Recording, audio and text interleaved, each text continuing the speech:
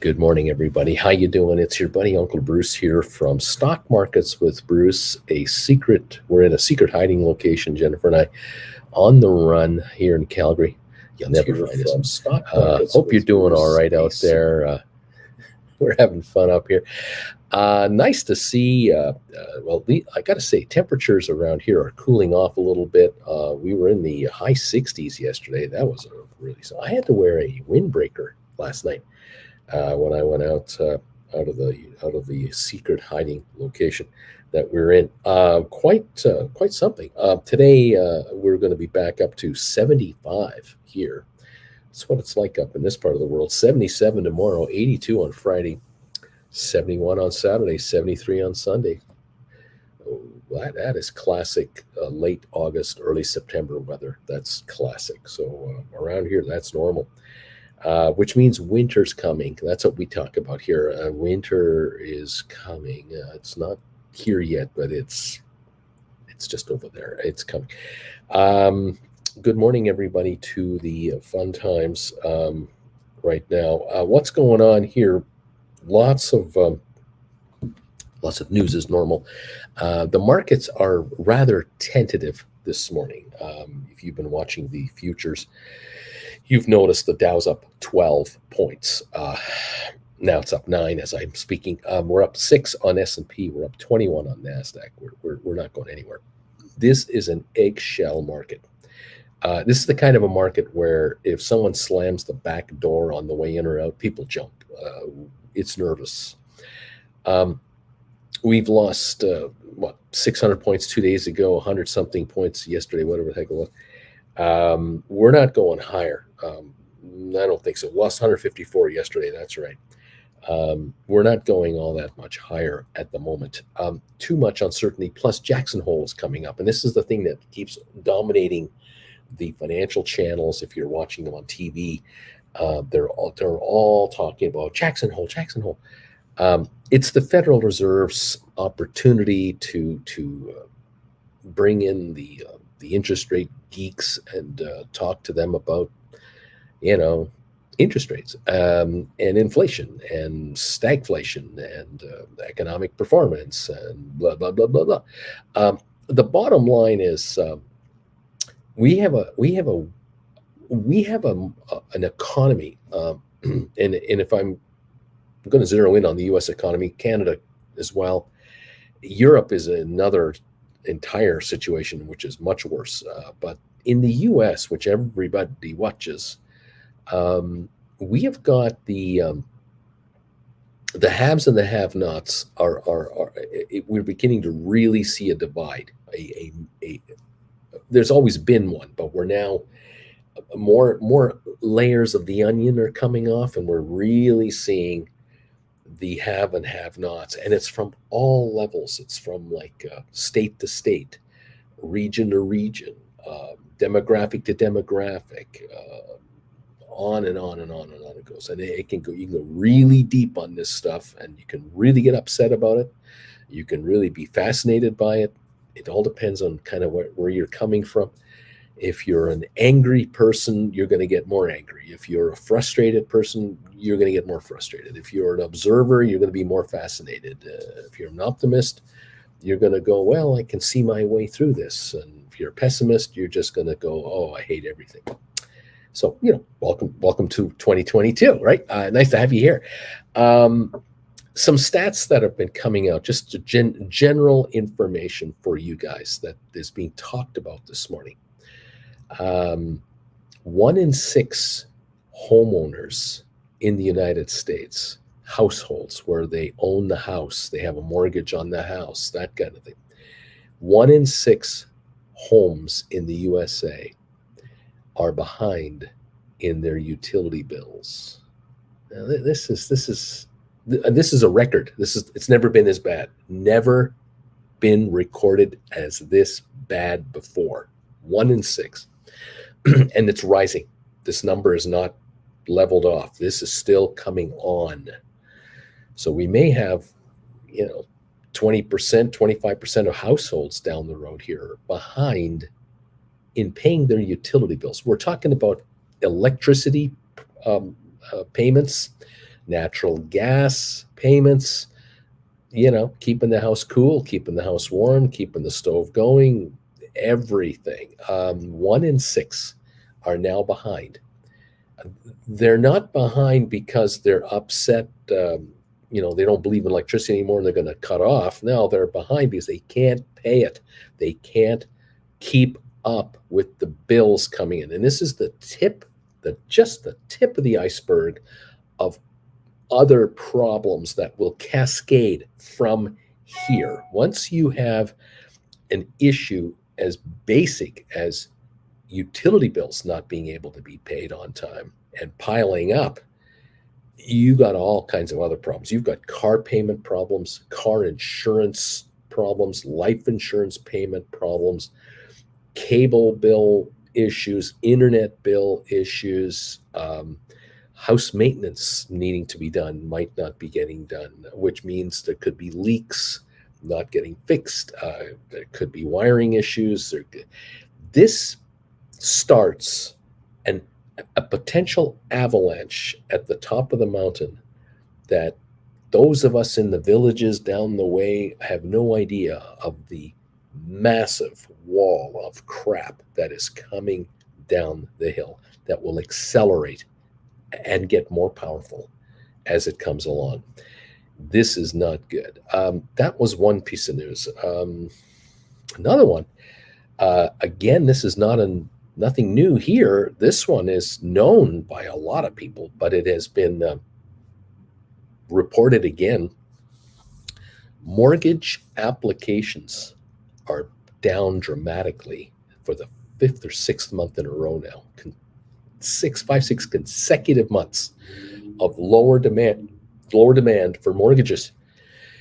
People are not running out to try to buy houses as they were a year ago, a year and a half ago, 2 years ago. Through this whole pandemic nightmare, many folks were made to work from home, were forced. You have to work from home. You can't come to the office. And then the whole world changed on a dime, where workers realized, after a few months of doing this isn't actually so bad. I think I'm going to move out of the house I'm in, because it's really gone up in value, to where I really want to be and what I really want to have, which is a home life, a home office, consulting practice, whatever it is. And the shift was on. Well, that caused dramatic rises in real estate, dramatic pressure on mortgage regeneration. The interest rates were virtually nothing. It was a recipe for a big boom there. It's all over. That has stopped. It's not like people don't want to move, and it's like people don't want to work from home. Yes, they do, but there's a limit as to how far they'll go to get it. And the first thing that happened, of course, is with the rise of value of real estate. It meant that anything you are thinking of buying has become much more expensive than it was 3 years ago. Number one. Number two, since the Fed has raised rates and has indicated they're going to keep raising the rates, this is not going to stop. Mortgage rates have skyrocketed compared to where they've been the last 20 plus years. Every realtor in the United States is now looking at mortgage rates that they haven't seen either ever, because they've only been a realtor for 5 or 10 years. They've never seen 5% interest rates before, or 6 or higher. And then those who've been around a while, especially realtors that are, almost my age, they're in their 50s and 60s. These are folks, if they've been in the business 20 or 30 years, they're going, yeah, I haven't seen mortgage rates like this since like 94 or 2001. I remember way back when. We're seeing mortgage rates we haven't seen before, and they're going to go higher. There's no way they're going to stay at 4.5%, 5%. With inflation at 7-8% right now, and projected to go higher in other countries that we do business with, especially the UK. They're talking 18 to 19% inflation in the new year. This hasn't happened since the 70s. That's showing you how how their economy is an absolute disaster zone, and it is unraveling in front of their eyes at the moment. Europe is running into all kinds of issues with inflation. The United States has been sheltered. Canada has been sheltered dramatically, but we're going to catch a cold here, and we could go to 10%, 11% ourselves. Believe it or not, we might have 11% inflation. Rates are going higher. Mortgages are going to reach 6 to 7%, maybe 8%.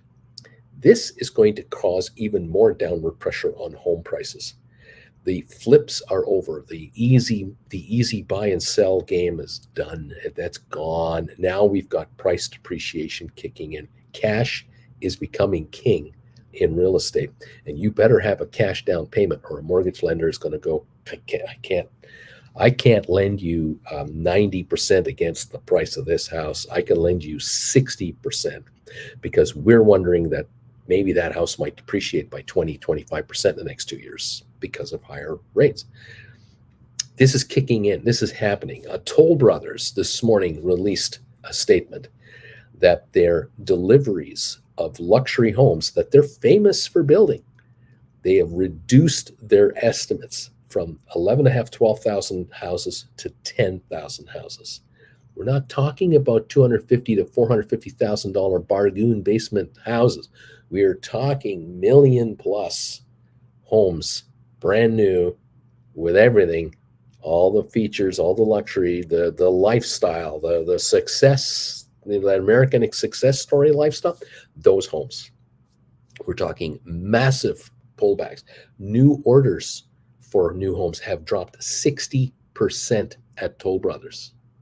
60% drop in orders. The delivery is going to be 10. The next year delivery could be 5. We are talking a massive shift. This is happening. It's invisible to most Americans because I'm talking about the upper echelon. I'm talking about the top third, the top quarter, the top 20% of Americans who are just going about their business. They're employed. They've got jobs. They're not laid off. It's not like they're collecting unemployment checks. These folks are going, whoa, I'm hanging on to my cash. I'm hanging on to my value. I'm holding on to my wealth. I don't like what I'm seeing here because they're looking at the middle class and the lower middle class, and they have noticed what I'm telling you is going on out there. The good news, unemployment is still very, very low, which is where people are fooled. People are like, what's he talking about? Why is this old man with no hair on most of his head here? He has no home. The guy is homeless in a secret hotel location, and he's Canadian. I mean, he's not even American. I mean, who's this guy?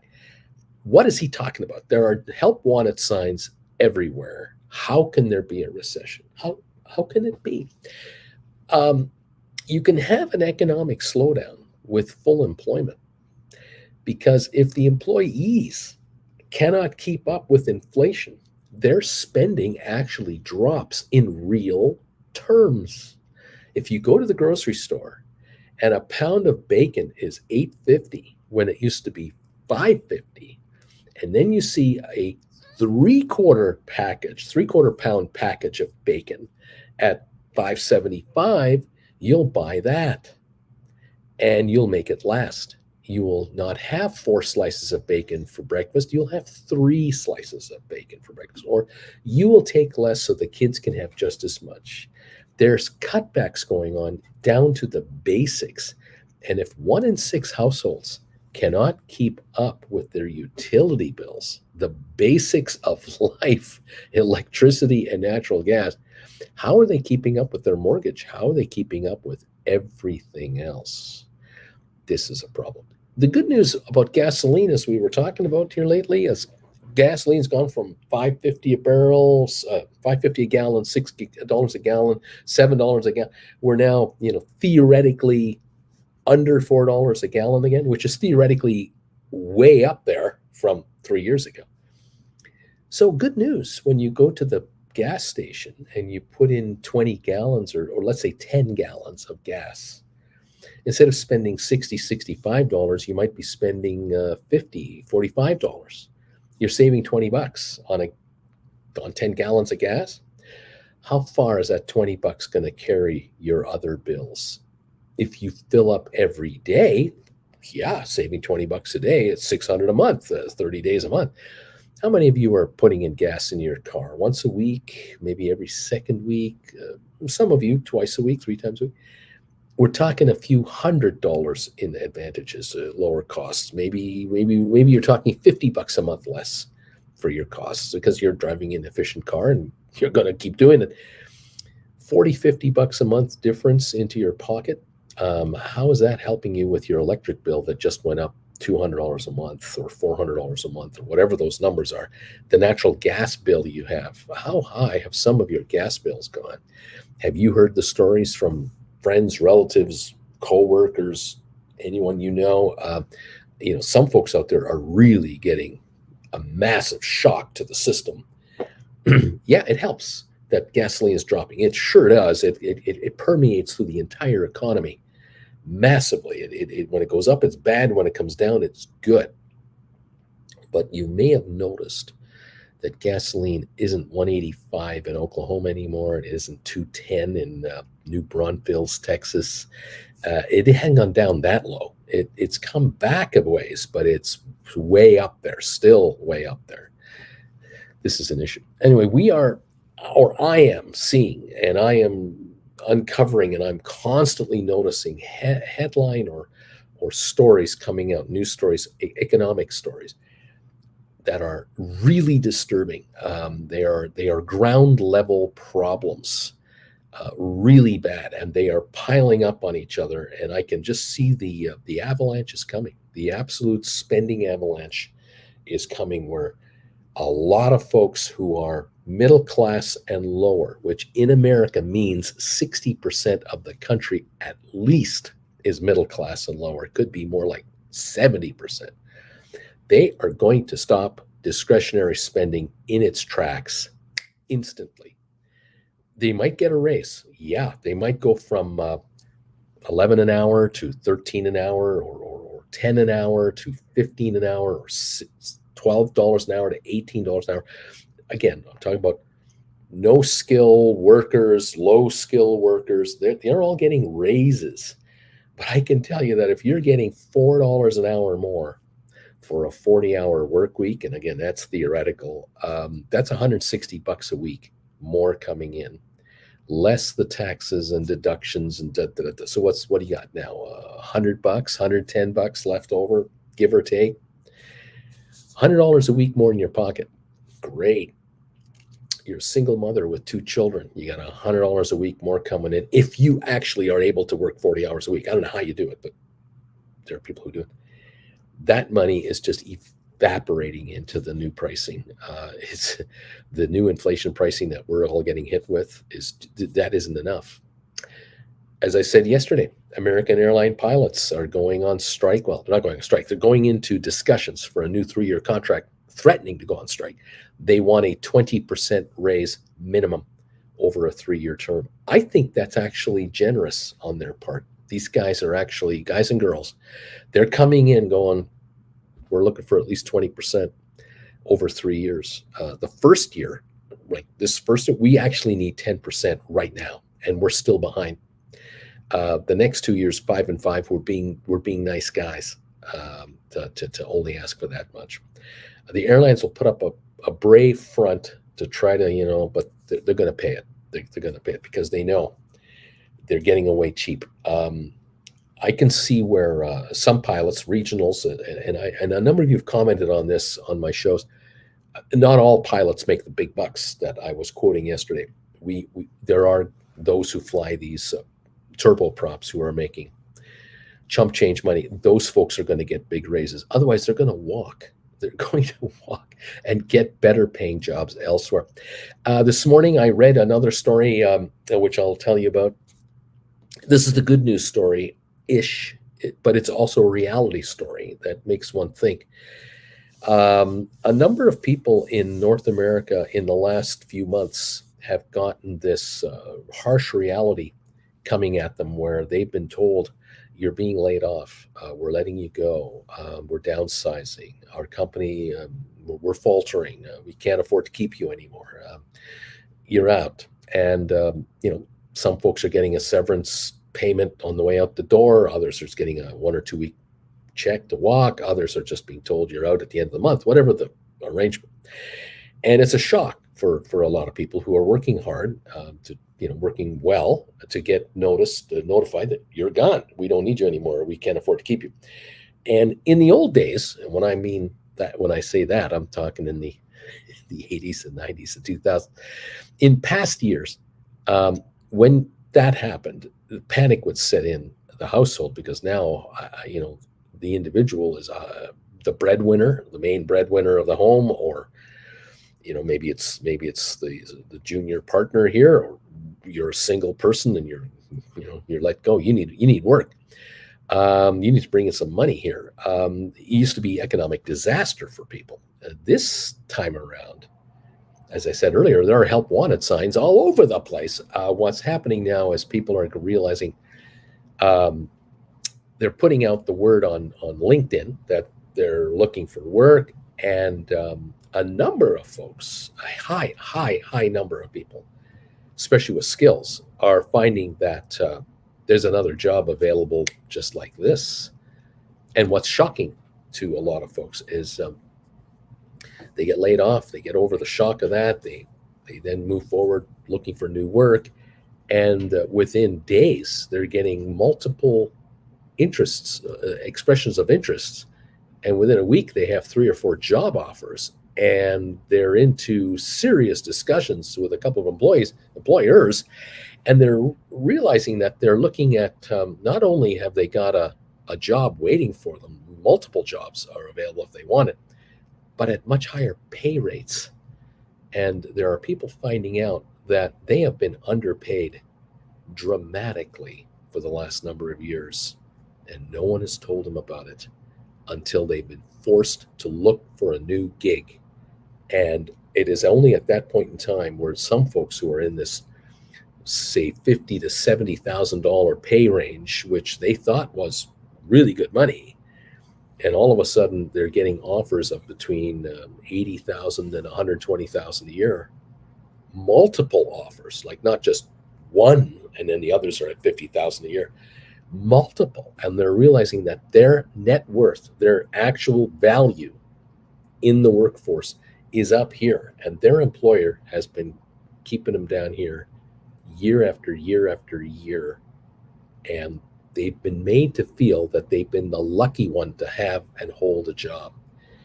And they now go from sorrow to rage as they realize how ripped off they've been for the last 4 or 5 years. And yeah, maybe 5 years ago they were worth $70,000 a year, but 4 years ago they were worth 80. 3 years ago they were worth $90,000 a year. 2 years ago they were worth $110,000 a year. Last year they were worth $120,000. Now they're worth $130,000.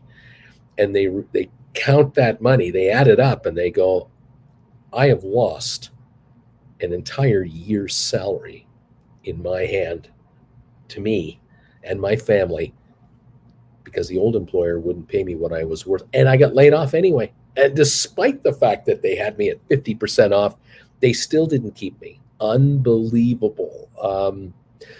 This is where the real awakening is coming, the huge reawakening, a new awakening for people.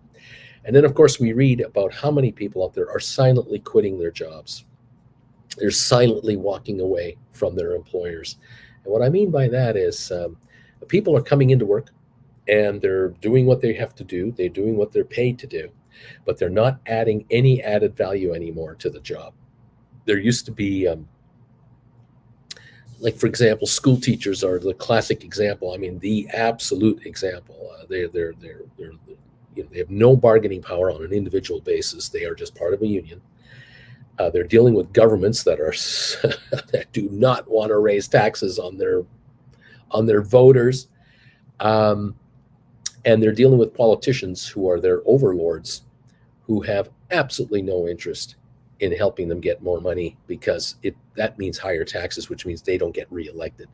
And so these teachers and others in the sector are just being crushed economically with substandard pay raises for the last decade or two. In any event, teachers are saying, I used to volunteer. I used to be the volleyball coach. I used to be the basketball coach. I used to be the assistant track and field coach. I don't do those things anymore because I don't get extra money for that. I put in extra time, but I don't get paid for it. For me to be a volunteer with this organization, for the yearbook club, for this and that, I'm not doing it. I'm burnt out. I'm also being oppressed from above as to what I can say in class and how I can teach, what I teach, and what I'm doing. This game's over. Oh, and there's the odd mass shooting going on, in school buildings. I'm out of here. That's a classic example. But the quiet example, the invisible example, is where employees are going to work that used to be part of the bowling team, or they used to be part of other extracurricular activities, or they used to be a mentor, or they would be involved in other things with the company, or they would, without question, put in an extra hour a day here and there to get work done until the work is done. These folks are leaving when it's 5 o'clock. Like when it's time to finish, they're walking out. They're done. They have no energy left to give any more than what they've been hired for. And they have been looking around now for days, weeks, and months to find out what I've just mentioned earlier. And that is, they've got a $60,000 a year job. They got a 3% raise last year, a 2% a year before that, 3% the year before that.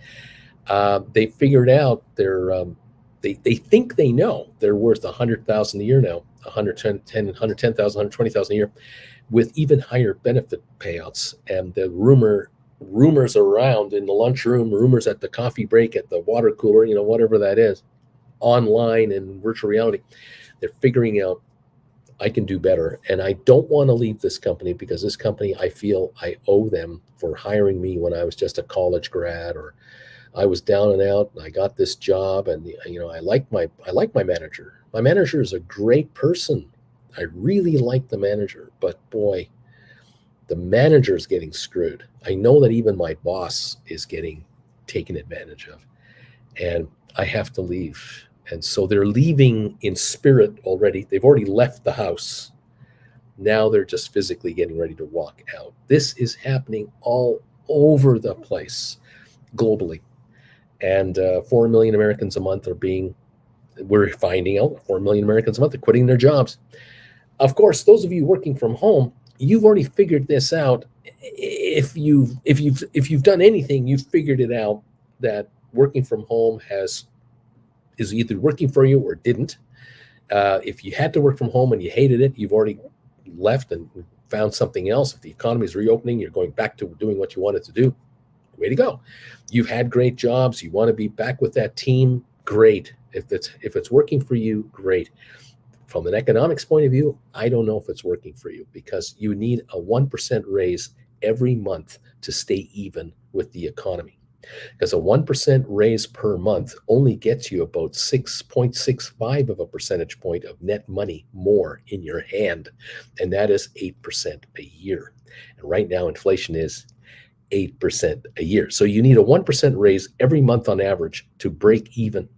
And I don't know of very many employees that are getting these kinds of deals where every 3 months the employer is coming to you saying, I'm giving you a 3% raise. I'm giving you another 3% raise in 3 months.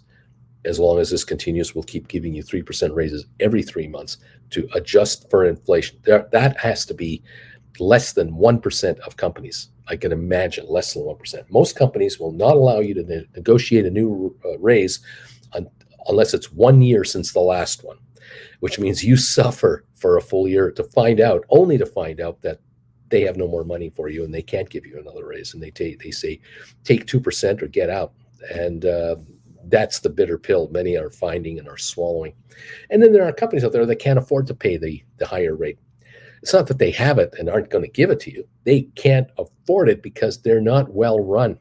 They're losing the inflation war themselves. The corporate entity that you're with is so dysfunctional, or is a non-leader in its field. It's a follower. An also ran in its field, or it's under such restrictions with the kind of work it does, the kind of contracts that they get, they're so restricted they don't have the money to pay more.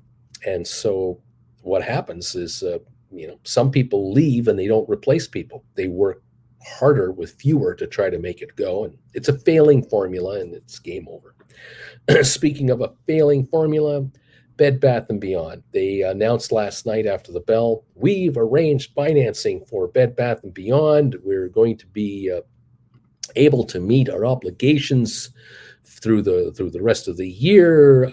We've found a solution to our cash flow needs for now, and all is well. Well, the stock's $11.30 right now. It's up $2.50 a share. It got up to a little over 12 this morning in the pre-market, 12.17. This is a dead cat bounce. We're going to see, I think, a pullback here. Unfortunately, we'll see what happens there. I am not optimistic for the shareholders of Bed Bath & Beyond because I'll bet you if you ever got the chance, and you never will get the chance, but if you ever got the chance to read the loan agreement between the company and the lender, you'll find in the fine print, way in the contract, restrictions that the company is now under. And this is going to stymie the upward potential of common shareholders. The banker is in front of you.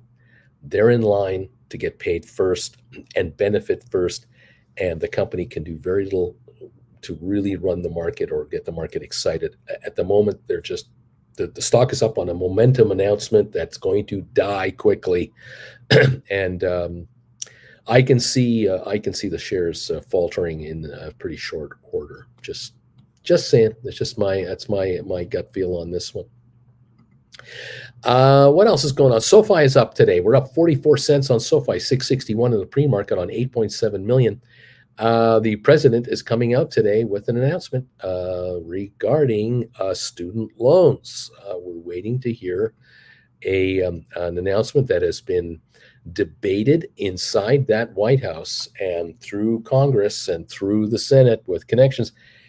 The White House has been desperately trying to come up with something that will somehow survive the Congress and the Senate, have a chance of getting through. Like I said, there's going to be an announcement. I have no idea if this becomes law or not. I have no idea if this actually will happen. There might be a debt forgiveness amount proposed, but not enacted. It could well be that the president's going to come out and say, here's what we're going to do or what we want to do. But then the fine print says, as soon as Congress and the Senate pass it, I'll sign this. I think it's dead in the water over there. I don't know between now and the fall elections, the midterms, if this is going to make the floor. It's entirely possible what we're going to hear today is the administration's proposal, what they would like to have happen. Debt forgiveness, a certain amount, under a certain amount of income generated, and all kinds of caveats. It's going to be complicated. And then they're going to run on that. They're going to give that to their Democratic candidates, and the Democratic candidates for Congress, the Senate, and everywhere else will run out to the voters and go, vote for us because this is what we want to put through for student loans. Now, the Republicans are going to take that info and turn it around for their messaging and say, vote for us and we'll kill this bill. We're not going to give welfare to these highfalutin college students that are making $100,000 a year and won't pay their bills. It's a complete, it's either you're one side of the coin or the other, and there's no middle ground. Welcome to 2022. And I'm guessing, as an outsider looking in, because I'm not American, I don't have a student loan, I'm guessing that's what's going on. I think this is going to be an election show, and maybe the delay of the announcement to the end of August in an election year that happens in November, September, October, November. I can see where with like 10 weeks to go before the midterms, now is the time you start proposing as a president, you start proposing this and this and this and this. You vote for Democrats and we will we will enact legislation to pass this and this and this and this and this. The first leg of the whole re-election campaign is the long-delayed student loan moratorium announcement of whatever this is going to be. That's what I'm guessing is going on. We'll find out later today and this week just what everyone says out there, all those pundits. Anyway, that's that. For SoFi, why is the share up? Why are the shares up in SoFi? Is it because of what the president's going to say today, or is it something else for SoFi? I'm going to guess it might be something else. It could well be that there's some buying coming in on the stock because shorters are realizing that we've kind of bottomed out here around $6 the other day, and all of a sudden at 672, there's no selling coming in. I better get my stock back. That could be it. It could be that SoftBank has sold everything they've got to sell, and they have no more stock left to sell, and there's a lack of supply all of a sudden. Or the rumor is out that they're not selling anymore. Or there's a rumor out that not only is SoftBank way down in how many shares they've got left, but the buyers of the SoFi, of the SoftBank stock, that SoftBank seller, all those shares have been picked up by these institutions, or a lead institution is the big buyer. I don't know. There's something brewing at SoFi, and it could have something to do with SoftBank or not, student loan moratorium or not, the company growing leaps and bounds, we know that, or not. Something is causing SoFi to shoot up today. JW says they're going up because I wrote $6 calls. It is the magic formula that happens each and every time, and maybe that's what. Thank you, JW. We all appreciate it.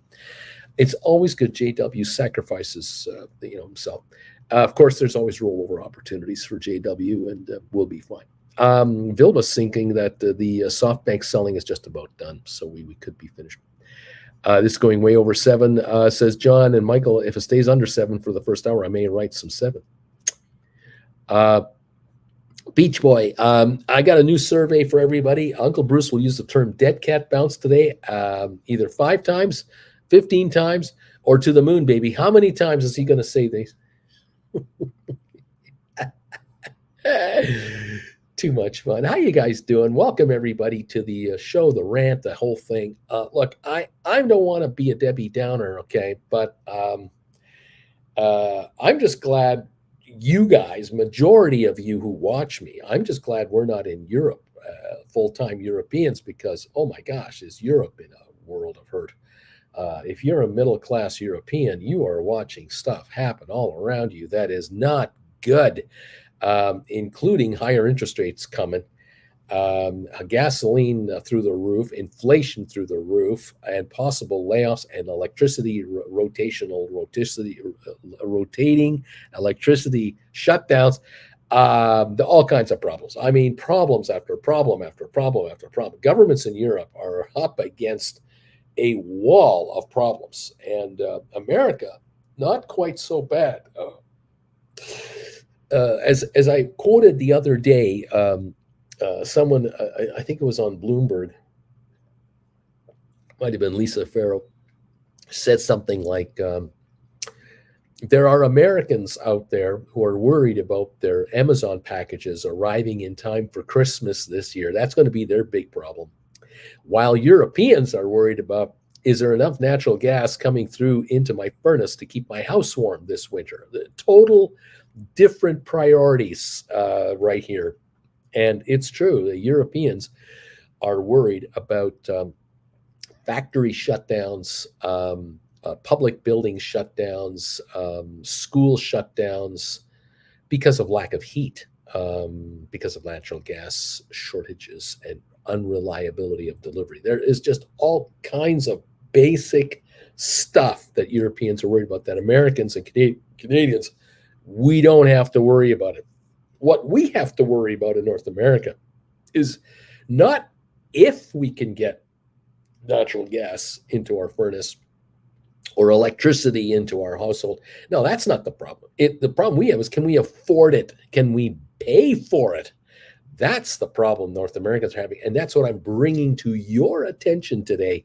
I'm highlighting this because this is the tip of an iceberg of huge problems. And I will refer back to this again and again and again. And this is why the markets, they haven't yet backed off about this story. This story is the one that's coming. This is the next tsunami that is happening. It's coming.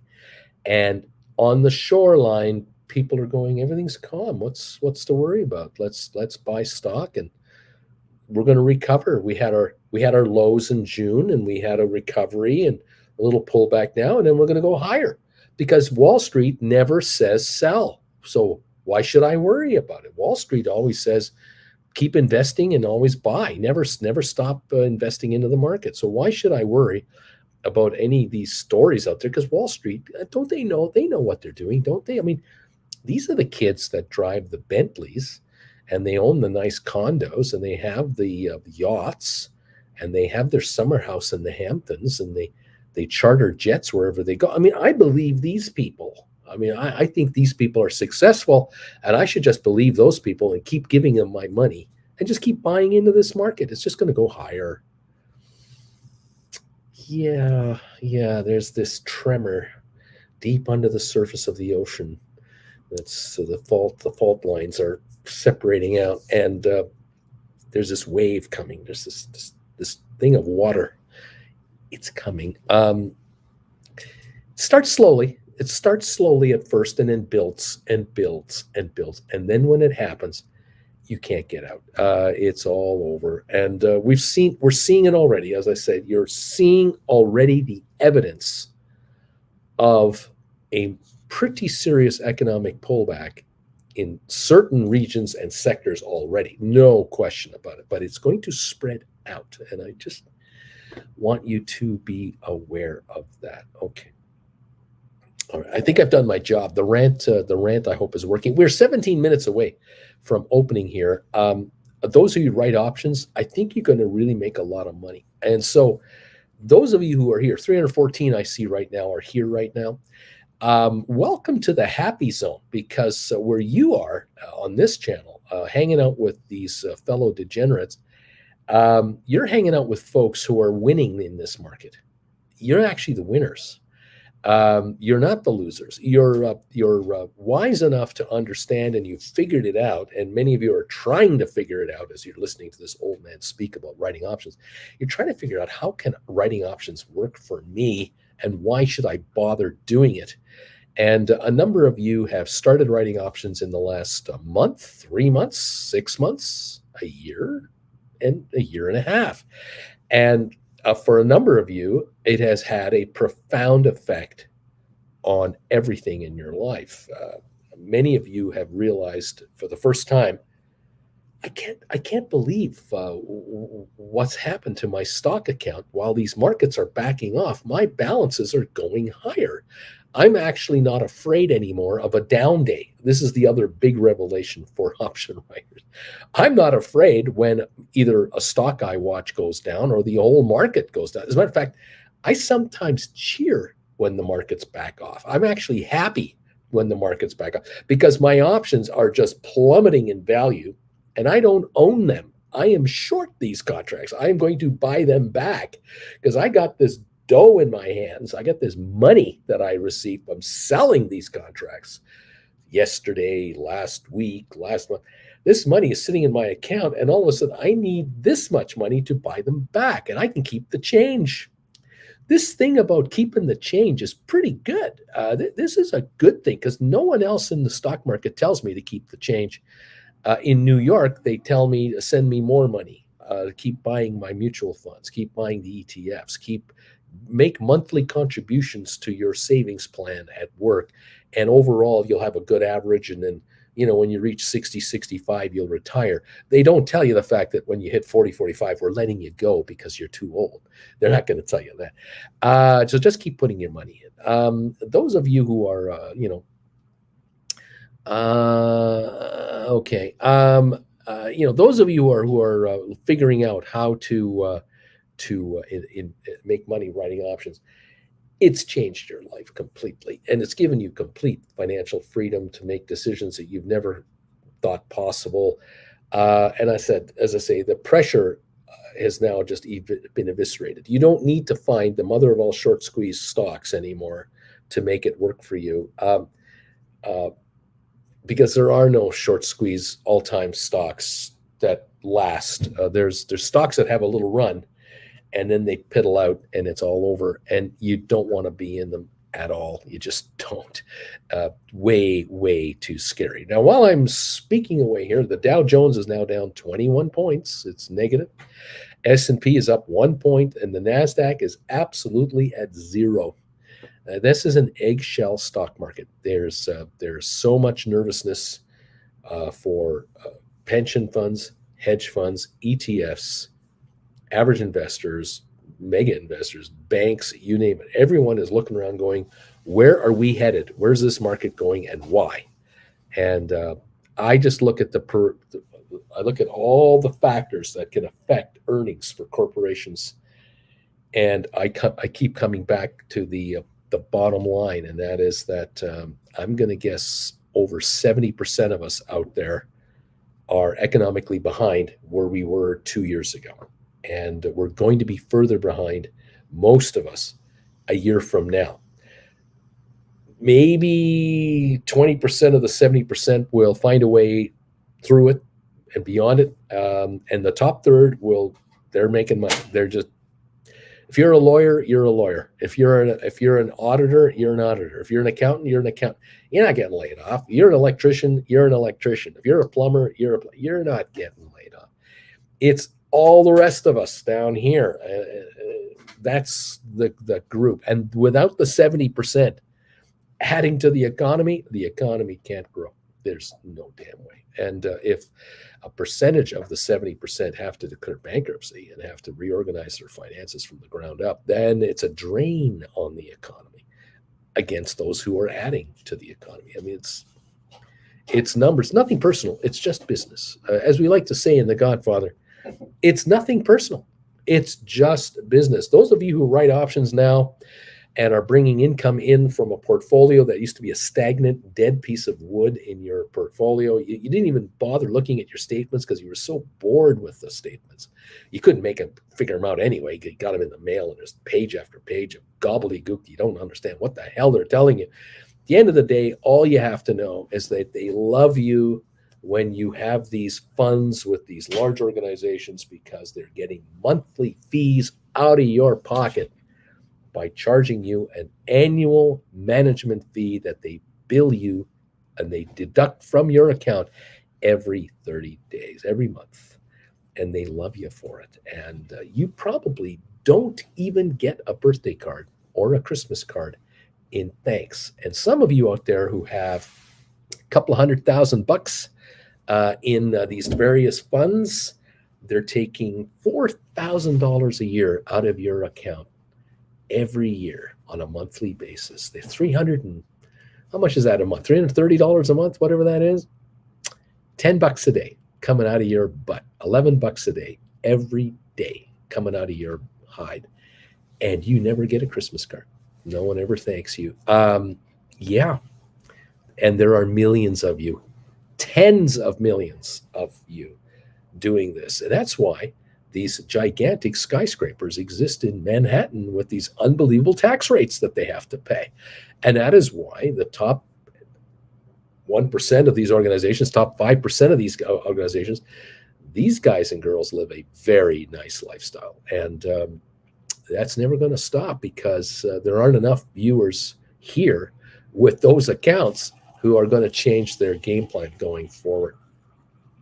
You may or may not become someone with several $100,000 under management by professional managers. You may never get there. You may get there. You might be there right now. But for those of you who have got, you got 10, 20, 30, 40, 50,000, and you're trying to kind of get somewhere with this, and you're now in your 30s and 40s and 50s, and you're going, Bruce, I got $50,000 saved up for the last 15, 20 years. I got to retire in the next 10 or 15 years. How is this $50,000 going to get me retired in 15 years. I got to take this money and turn it into this money. How's that going to happen with inflation now at 8+%, interest rates going sky high, layoffs everywhere? I don't even know how I'm going to get past next year, let alone get to my retirement age. And my kids, my God, my kids are driving me up the wall because I'm Mr. or Mrs. Moneybags, apparently. They think I'm rich. And I'm not. I'm carrying a mortgage. I got a clunky car. I got debts everywhere, and I'm supposedly supposed to live a lifestyle of happiness. How am I going to make it to retirement with the gig I've got? And what if my boss decides I'm too old for my job now because they want to go on a hiring spree with young kids? They want me to train them, and then they can lay me off. What am I supposed to do? Well, if you're here, thank God you're here. There's ways to take your capital and make it perform for you. But you're going to have to take a hands-on approach with it because there is nowhere you can go with 30, 40, 50 grand and have a chat with a professional money manager across the table who's going to hold your hand and say, okay, here's what we're going to do. We're going to reorganize your life, and we're going to take you for. Now, you got to do it yourself.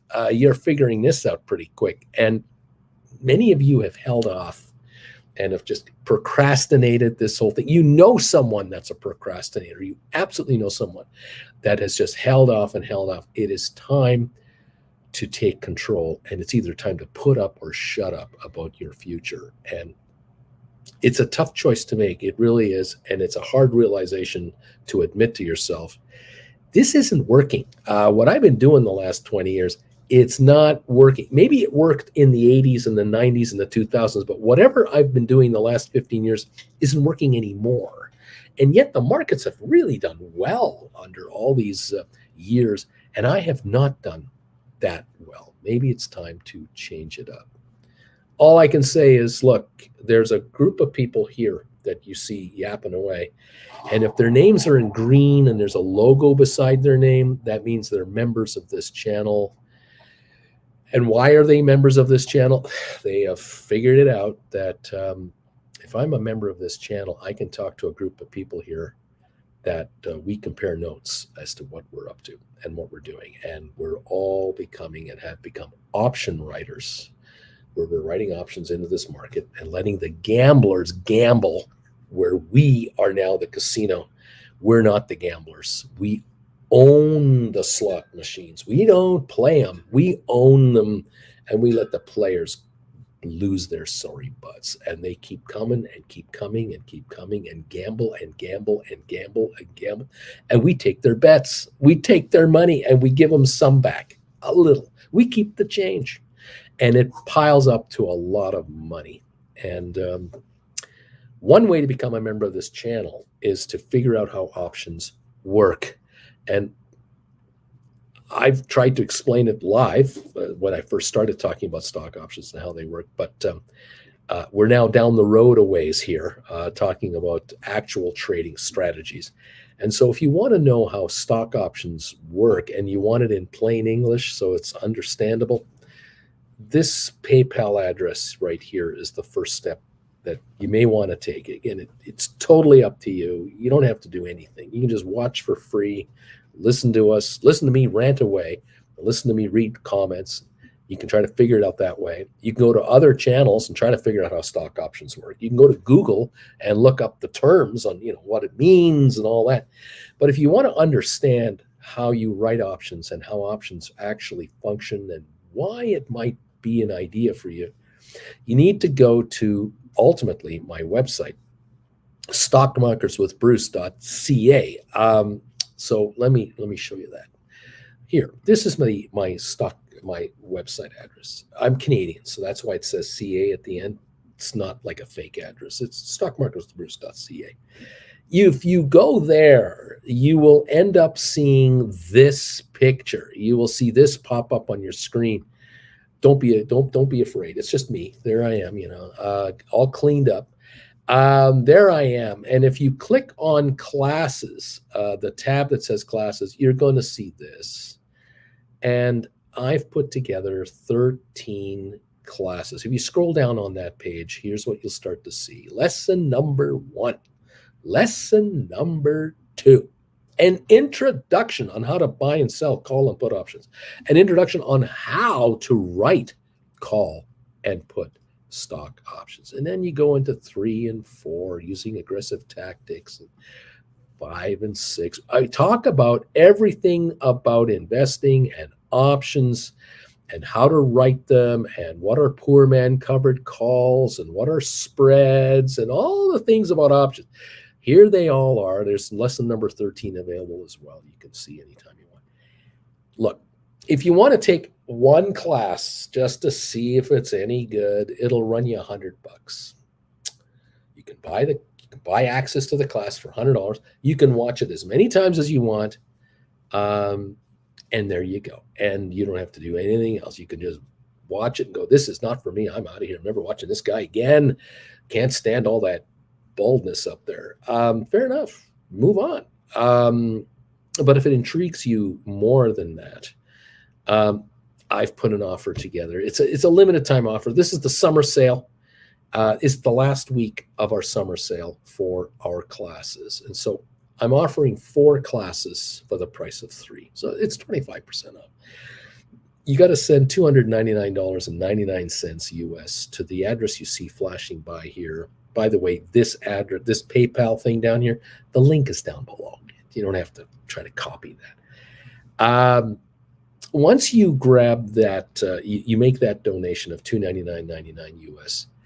You then go to my you then go to my email account. You go over here to brucefarmer@hotmail.com. You send me an email. Say, Bruce, I want to get 4 classes. I've sent you $299.99 on PayPal. I will know that because I get these alerts from PayPal. You just received $299.99. It tells me who did it. You let me know. I just sent you this. My real name is so-and-so, but you'll notice my handle is such and such. Please send me these classes. And then you tell me what classes you want. If you haven't taken any of them, start at number 1, okay? I don't care how advanced you are. I don't care how smart you are. I don't care how much you think you know. Start at number 1, all right? Get the first 4 and watch them when you can. What's been happening here is, and this happens all the time, people will watch the first 4 classes in a couple of days, and then they'll send me another $299 quickly for another 4. They'll want 5, 6, 7, and 8. A number of you have sent me enough capital to get all of them, and well, you're making a commitment to yourself to do it. But I look at it this way. If you are sending me $299.99 to become to learn how options work, you've decided to throw $300 into this gamble, because that's what you're gambling on yourself, and you're going to say, all right, I'll give you $300, buddy. I'll watch your first classes, and we'll see if they're any good and if I learn anything or not. And some of you start writing options right after you watch the first few classes. You start with 1, you start with 2. To make $300 back from the options market, it's like tripping on a sidewalk. It is so simple. Anyone can do it. You really need to just understand the minutia of it. You have to make sure that with the trading platform you're using, if you're using a trading platform through these phones, make sure that you have set up an option trading account. And I talk about that in the classes. You might write 1 call option against 100 of your shares of whatever you own, and you might bring in, I don't know, $350 in proceeds. If you buy them back for 50 cents a piece, you've made $300, and that pays for 4 classes. And you can do this technique of writing a call option for the rest of your life. You don't need to buy classes to write options. Once you start writing, you're going to always write options. A number of you have figured out how many options you need to write every week or every 2 weeks or every month, so over a 30-day time frame. You've figured out how many you need to write and how much you need to make from these options to be self-employed. And a number of you are self-employed now. You have quit your day jobs. You've walked away from the dead-end job you had. You walked away from the so-called dream career that you were promised was going to be the most incredible thing in your life. You've discovered, like many millions of other investors in the last 3 years, you only need this to be a trader, to be a full-time stock trader. You need one of these things. You don't need a fancy desktop computer with gigabytes of RAM and memory and whatever else that stuff has. No, you just need a smartphone. Once you got a smartphone, you can trade options. You can write and buy back options using these things anywhere on the planet. You figured that out too. You don't need to be home to do this. You don't need to be in front of a desk. You could be at your favorite coffee shop and watch the markets. You can follow me on these things. It's liberating. But again, if you want it, you better understand what the hell you're doing. And so check it out if you can. Take the classes, learn how it's done, and join us live if you like. Hang out with the family, become a member of the channel, please. And we'd love to welcome you in. All right. I think we're open for trading. And I noticed that Dank Griffey has become a member. Well, thank you for joining us. So this is fabulous. We do appreciate it. I'm not sure. Let me take a look. Well, Chilling with Uncle Bruce membership. Right on. That's the $9.99 level. Lets you make comments here on the channel. Thank you so much for joining in. If you become a Gold Bagel member, and that's $25 a month, you then can join me Wednesday nights at 8 o'clock for Primetime Live. Tonight, 8 o'clock Eastern Time, I'll be live.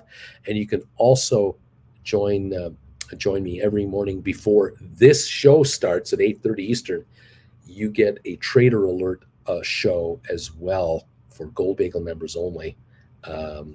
Every day the markets are open. So that's 5 of those a week, plus the prime time. That's 6 things a week extra over and above the basic level. If you become a Gold Bagel member, it's up to you. Join whatever level you want. Dip your toe in the water. Start like our friend here at DG and start here and go from there. Computer Wiz, hey man, thank you. Payment sent for classes. I'm so excited to watch them.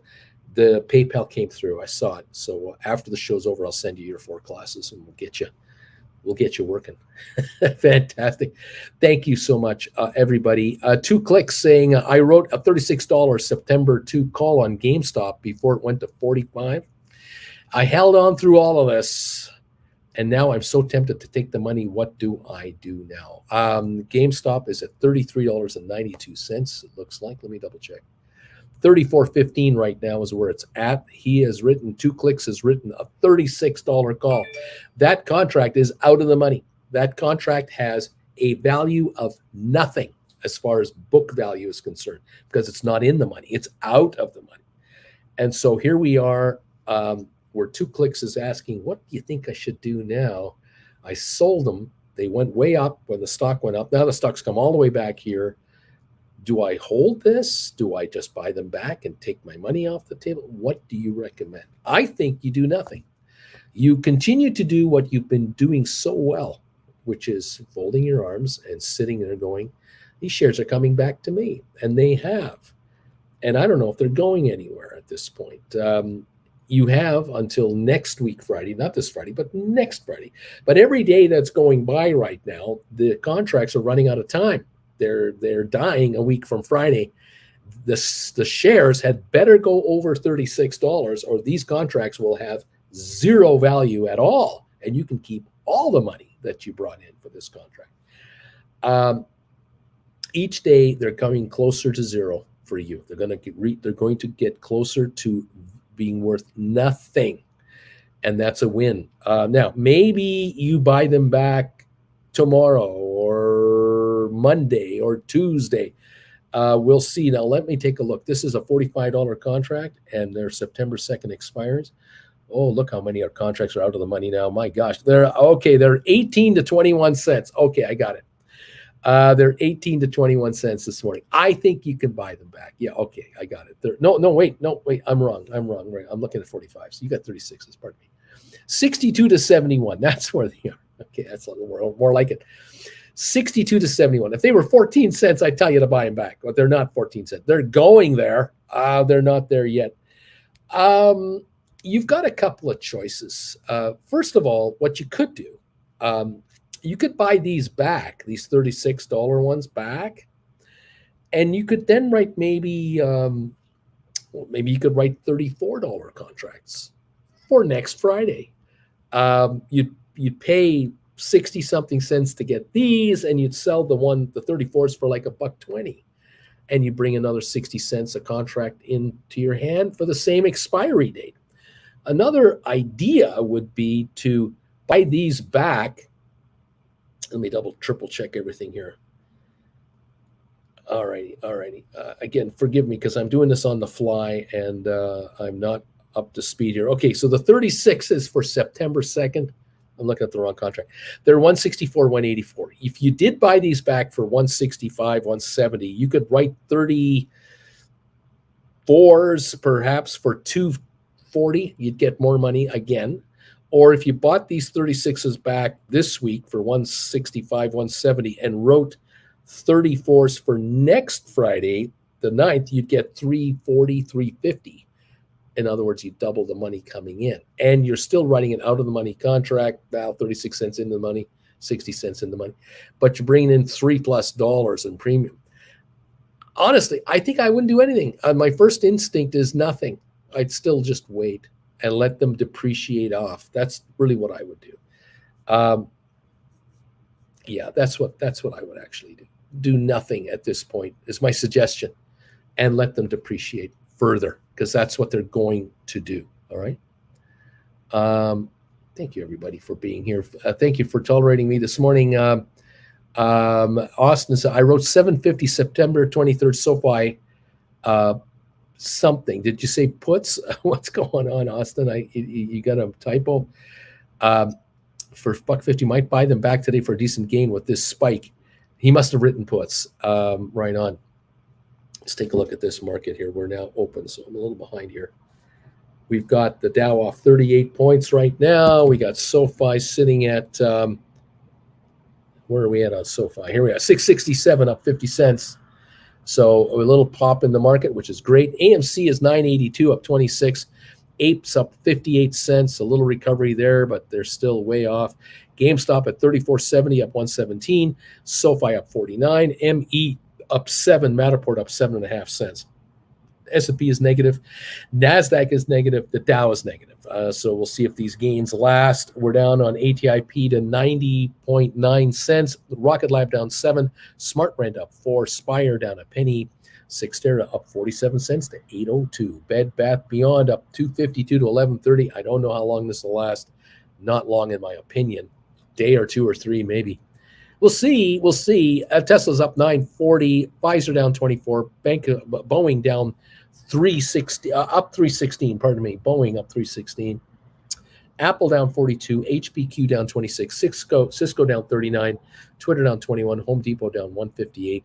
Carvana up 178, Robinhood up 9, Bannock down 68 cents, IBM down 47, Microsoft is down 18, Goldman down $1, Google down 59, Amazon down 46. So we're seeing red on the big issues, a little green here and there. We'll see if that lasts very long. Goldman, GameStop now up $1, just $1 at 34.53. The high was 34.94. We're now 34.53 to 58 on GameStop. All right. Alrighty, that's what's going on. Alrighty. Thank you everybody for being here. Appreciate it. Welcome everybody to the show. Let's see. Here we go. Uncle Bruce is a good guy, says Credit Savage. So many scammers on YouTube, but this original gangster has truly changed the way my wife and I invest. He went from ashy to classy. Birthdays were the worst days. Now we drink champagne when we're thirsty. DG is saying thank you. Dank Griffey. That's a cool name. Welcome, buddy. And Nazareth, I hate myself more than my stock account, which has never happened before in my 50 years. Uncle Bruce is the GOAT. Oh, Nazareth, you're something. All right. Thank you, guys. Thank you. Thank you. Thank you. Larry, thank you for hitting the bells. I'm behind. I'm behind. I'm behind. I'm behind. Thank you, man. Let's see. Let's move on. All right. Let's get going here over to let's see if I can make this work. Hang on a second. I've had issues this morning with my channel, and I was having problems, and I was trying to get stuff figured out, and I don't understand what's going on here. I wanted to do something, and I couldn't do it. I couldn't figure out how to do this and do that and other things. I don't know what the heck is going on. Hold on a second there, folks. I'm dealing with some technical issues, so just bear with me here as I try to figure it out. I think I finally can make this work. Okay, now I can make this happen. Okay, alrighty, okay, there we go. Our channel has now gone to members only mode. There it is. Those are done. Okay. Earlier today, I couldn't even get into my account. I couldn't even get into my channel. So there we go. Okay, we're back up and we're running properly there. Thank you. Thank you for your patience, everybody. We have 179 thumbs ups. You guys are awesome. Thank you for helping out. If you can hit that thumbs up button for me, we'd love to hit 200 thumbs ups here ASAP. We're only 20 away now. We got 180 in, 181 now. We need 19 more thumbs ups to get to 200. Help me out. Hit that thumbs up button right now. Nail that baby for us.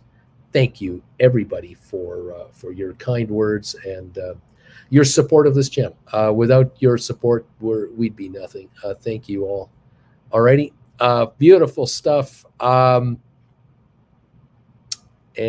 let's see what else is going on. Thank you all. Keep on top of what's happening here. So much going on. We're down 12 on the down. Nothing serious. Like I said, it's an eggshell market right now. I'm looking right now at Rocket Lab off 8 cents. SoFi's up 55 to 672, which is nice to see. We were down to $6 the other day. GameStop up 111. AMC is up 6 cents, and the apes are up 38. Nothing going on there. Matterport up 11 at 23andMe is up 13. Spire unchanged. ATIP barely off a penny. SmartRent up 6.5. Cyxtera up 43 cents. Apple down 15 cents. Goldman down 70. Cisco down 42. Tesla up 12.50. ARC Innovations up 66 cents. Microsoft down 61 cents. Bed Bath Beyond up 298 to 1176. The high of 1194. Pfizer down 27. HPQ down 33. Carvana down 211. Twitter down 7. Alphabet, that's Google, down 45. Amazon down 40 cents. Not much going on. Let's go over there. Thank you, everybody, for hanging out with us today. Appreciate it. It's good to see you. Good to have you here. SoFi 672 up 55. High today 675. Rock and roll. Gotta love that. All right, there it is. What else is going on here? Thumbs ups. Number 164 Zed. Thank you, buddy. John, thank you. Constant, got it. Thank you, buddy, for that. We'll get you going on these courses. Let's see.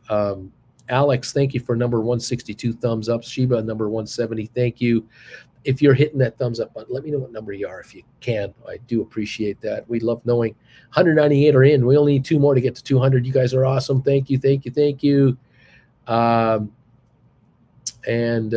see, Matthew, I wrote $6.50 covered calls expiring on Friday on SoFi. We're at 673 right now. And let's see, wrote 6.5 expiring, says Matthew, this Friday. Let's go. Is BBBY doing a dead cat bounce? It's possible, but I would avoid it like the plague. Just absolutely don't even look at it. Stay away from it. Don't buy puts. Don't buy calls. Just stay away. Stay away. Run away. Run away. That's what I'm saying. Just twiddling my thumbs and waiting for my favorites to hit stink bids. Now you're talking. Uncle Bruce, this is a good time to sell some $10 SoFi covered calls for January in 2023. I don't think so. If we're up 55 cents this morning and no one has said anything, No, there's something going on, and we're not. This is not it. You know, we were at $8 something just a week or two ago. We're heading back there, I think, soon. Not yet time to write. Not yet. Let's see what else is going on. Yeah, it was put. Sorry for the typo, says Austin. So those puts are dropping in value, which is great because you wrote them. Yeah, fabulous. Okay. I have some call options for SoFi. 120, 23, $10. What do you think? Any input? So are you long? You're long a call option for January 2023, and these are $10 calls. I'm assuming that's what you're saying.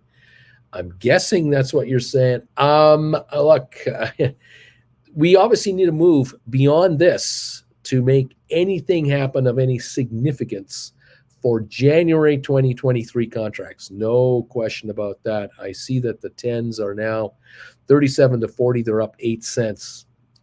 If you take a look at the $9 contracts, they're 52 to 55, trading at 58. The 750s obviously are much closer to the market. They're now 90 to 93. So you can see for yourself, if the shares keep going up, your contracts will keep going up. But note that a $1 move from here will likely mean your $10 call will go from 38 to about 58. So the stock will go up $1, but your contract will only go up 20 cents.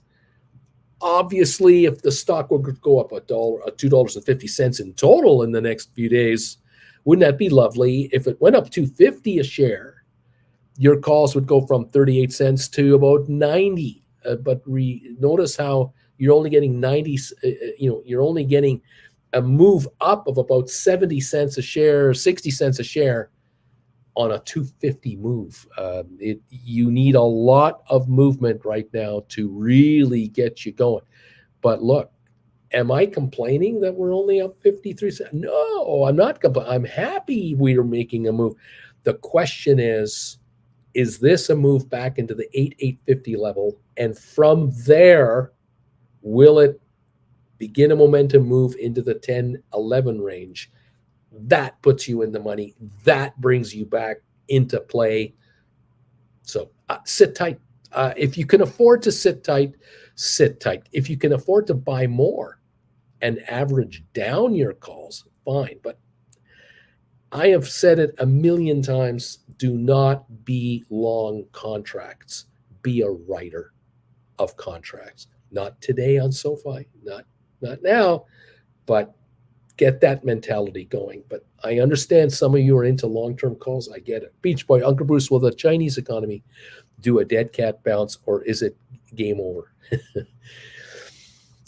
There's a lot of problems in China, and it's going to get worse. And we'll keep you posted, but it's going to get worse. I bought those at 28, by the way, and they're at 38. So cool. You're a gambler. You're on the casino floor where I don't want you to be. But I get it. You're up, and way to go. It's okay. If you're a buyer and a writer, and I understand. I totally get it. It's all right. What's your opinion on APE, AMC?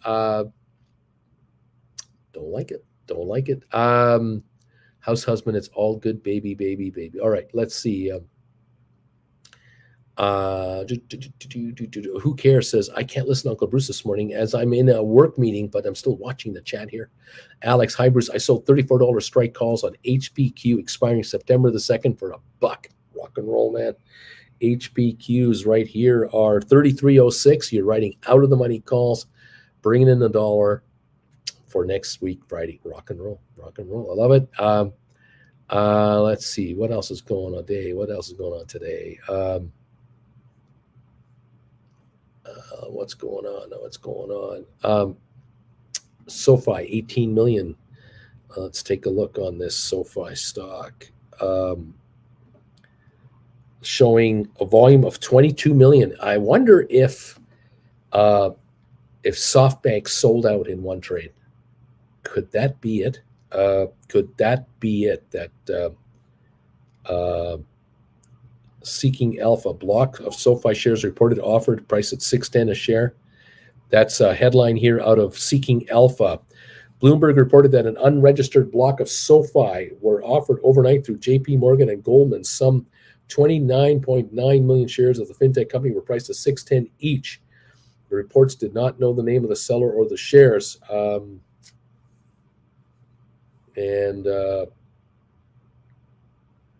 This could well be.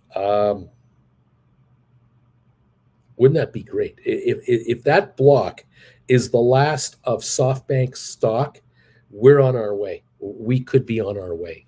This could be huge. Might be a day to pick this stuff up because it might not last much longer around these parts. Isn't that interesting, though? That actually made the press. 22.6 million traded. We're at 664. We trade over 30 million, 40 million. We might have that seller out of the way. I don't know. That's really interesting, isn't it? Vilbus, I'm thumbs up number 198. Thank you. I would not sell SoFi Leaps. I agree. Let's see what else is going on here. Bought Rocket Lab at 520 this morning. What a bargain. IR Aaron, a $20 HPQ calls for June 23rd and January 24 are nearly book value, well within the 90-10 rule. Absolutely perfect. Go out to January's if you can and scoop them up. Definitely. If you can get them that cheap, oh man, you can write. Poor man covered call strategies. Aaron, yes, sir. Right on, buddy. Well done. Susan Shops About. I am thumbs up 205. Thank you so much for getting me over 200, you guys. Jump into PBR, says Smoke Dog. Let's see. What else is going on? Splair. Sounds like it was really not smart to write into 30 September. Should have chosen this week instead. Lower premium. Let's see. JG. Good morning. Uncle was trading with margins account. Pro and cons. The significance of margin debt balance are always used to use cash. If you're going to write options and you want to do poor man covered calls, I think you have to have a margin account. I think you have to. It's just a click away. So you might as well be set up for that with options. All righty. Nick is saying someone's been buying multiple $1 million orders of Rocket Lab at these levels. Let's take a look at Rocket Lab this morning. 527 right now. 4.9 million traded so far today. No, 895,000 traded today. My computer's behind. Sorry. Interesting. SoFi. Let's double check SoFi's volume. 23.4 million on SoFi. 668 up 51. We're going higher. This is looking good. Let's see what else is going on. Nick says, Boo, Uncle Bruce, Boo and I shorted TOL and Foot Locker is dropping again. There's a rumor there was a 30 million block of SoFi sold at 610 and they're out. We'll see how this goes. Remember, we had pre-market trading and now market trading. Beach Boy, Uncle Bruce, seriously now, do we expect GameStop to dip or what? Got some more powder to deploy. What do you think makes sense here? We're at 33.51 right now on this GameStop. Look at this stock, how it's faltering here. We reached 34.94 right off the bat. It looked just so great. And now we're right back. We're down a penny on the day. I got nothing. I got nothing on GameStop that tells me we're going higher corporately.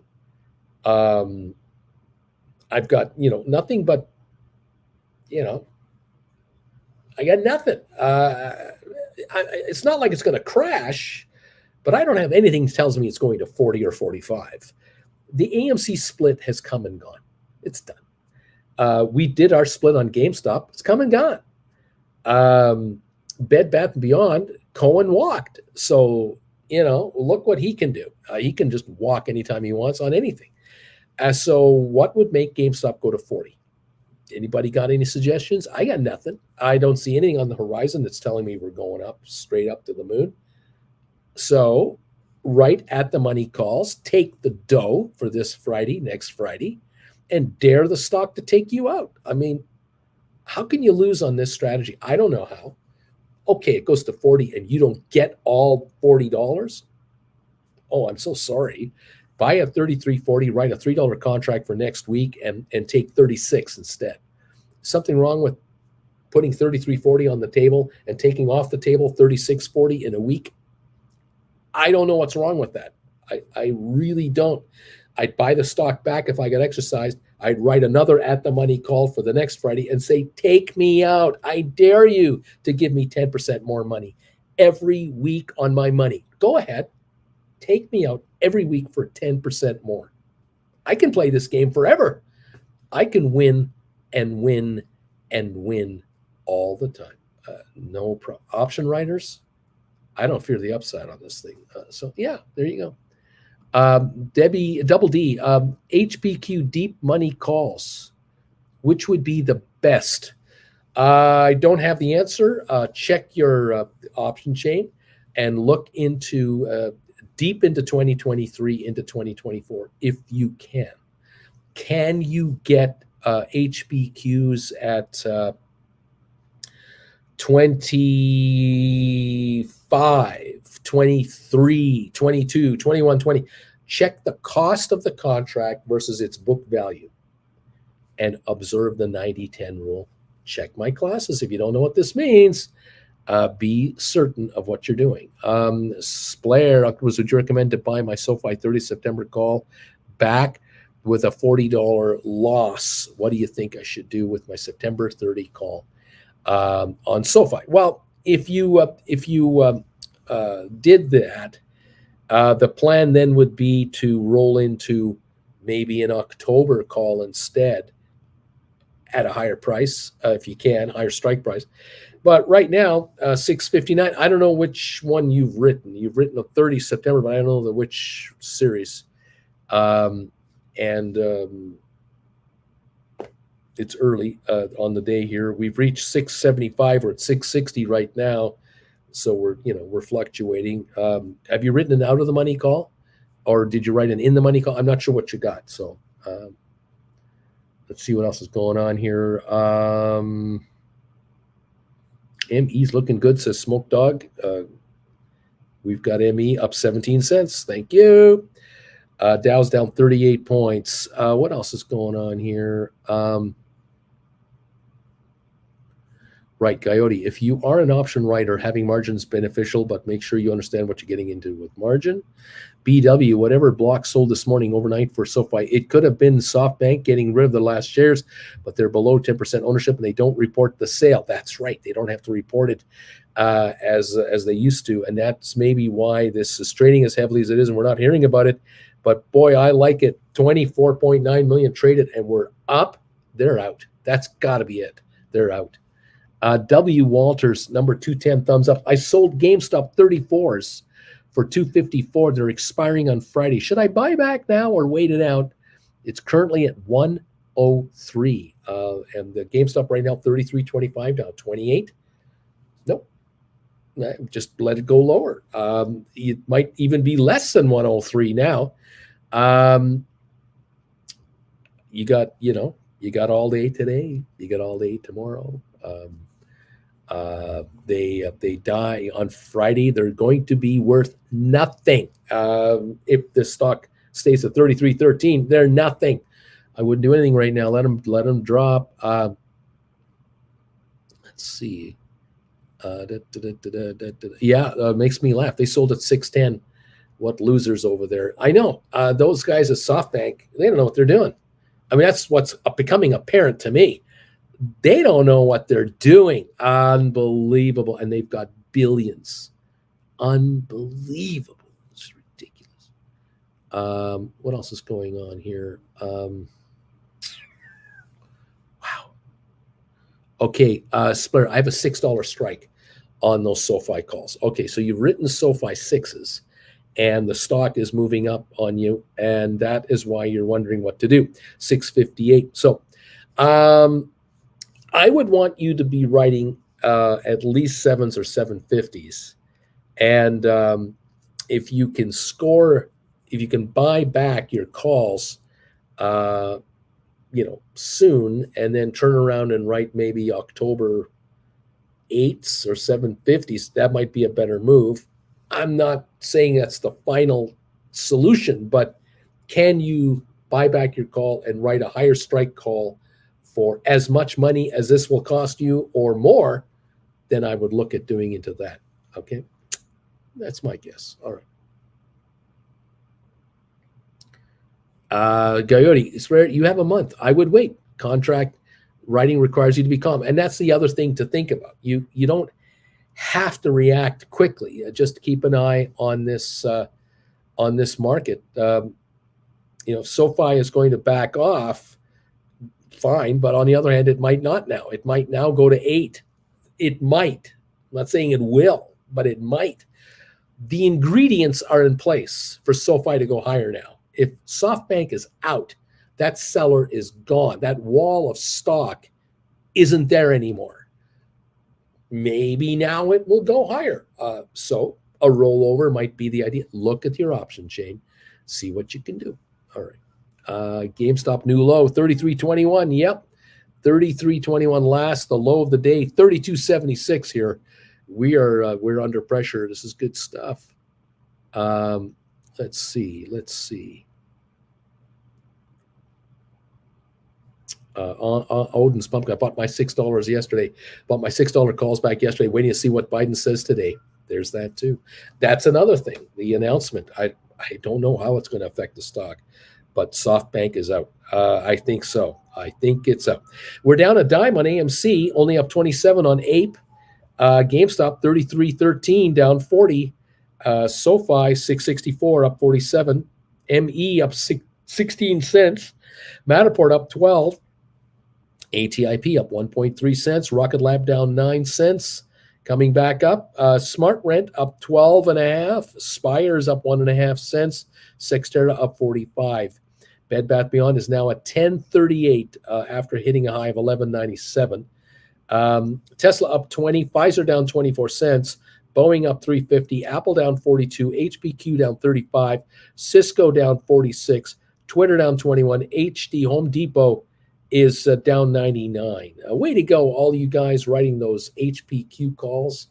They're working for you. Time is running out on them. Way to go, you guys. Deuce Caboose. ME is up almost 5%. Giddy up. Splair, I see at SoFi is the same cost at the end of the year like another other stuff. Normally that you can write only for one expiry date, October, sometime December. Again. It's not normal, but it's normal for SoFi. We will see more SoFi calls get created as time goes by, but right now there are very few out there at the moment to write. Okay. That's true. Otherwise, SoFi has at least weekly options. Actually, like I say, it's early in their weeklies. Further out, they're not, and that's what we're waiting to see what's going on. Okay.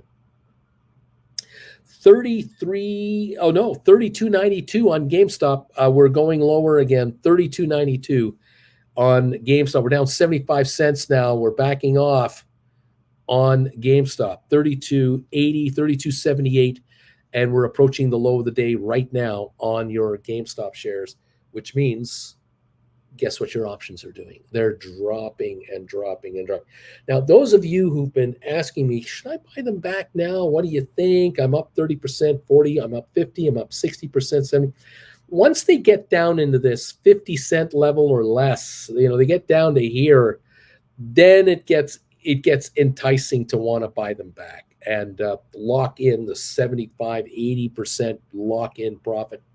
There is zero wrong with that strategy. And then you can turn around and write for next Friday if you want, or even this Friday, you can write a lower priced call, writing 33s, 34s, writing next week 34s, taking premium in. I mean, you took in 250 and you're giving back 50 cents and now you're bringing in 250 again. Or $3 for next week, Friday, looking for that depreciation? Yeah, absolutely. If stock wants to drop in the meantime, you'll buy them back lower. On the other hand, if the stock recovers a little bit, you've already brought in $3 you don't care. You're selling at $36, $37, and it's $33, $34. You don't care. You're making money. Welcome to the option writing business. It's good times. Anyway, there it is. Let's see. Deuce Caboose. Anybody with SoFi brokerage? I called them yesterday to ask about the timeline on options, and they said that the app isn't finished.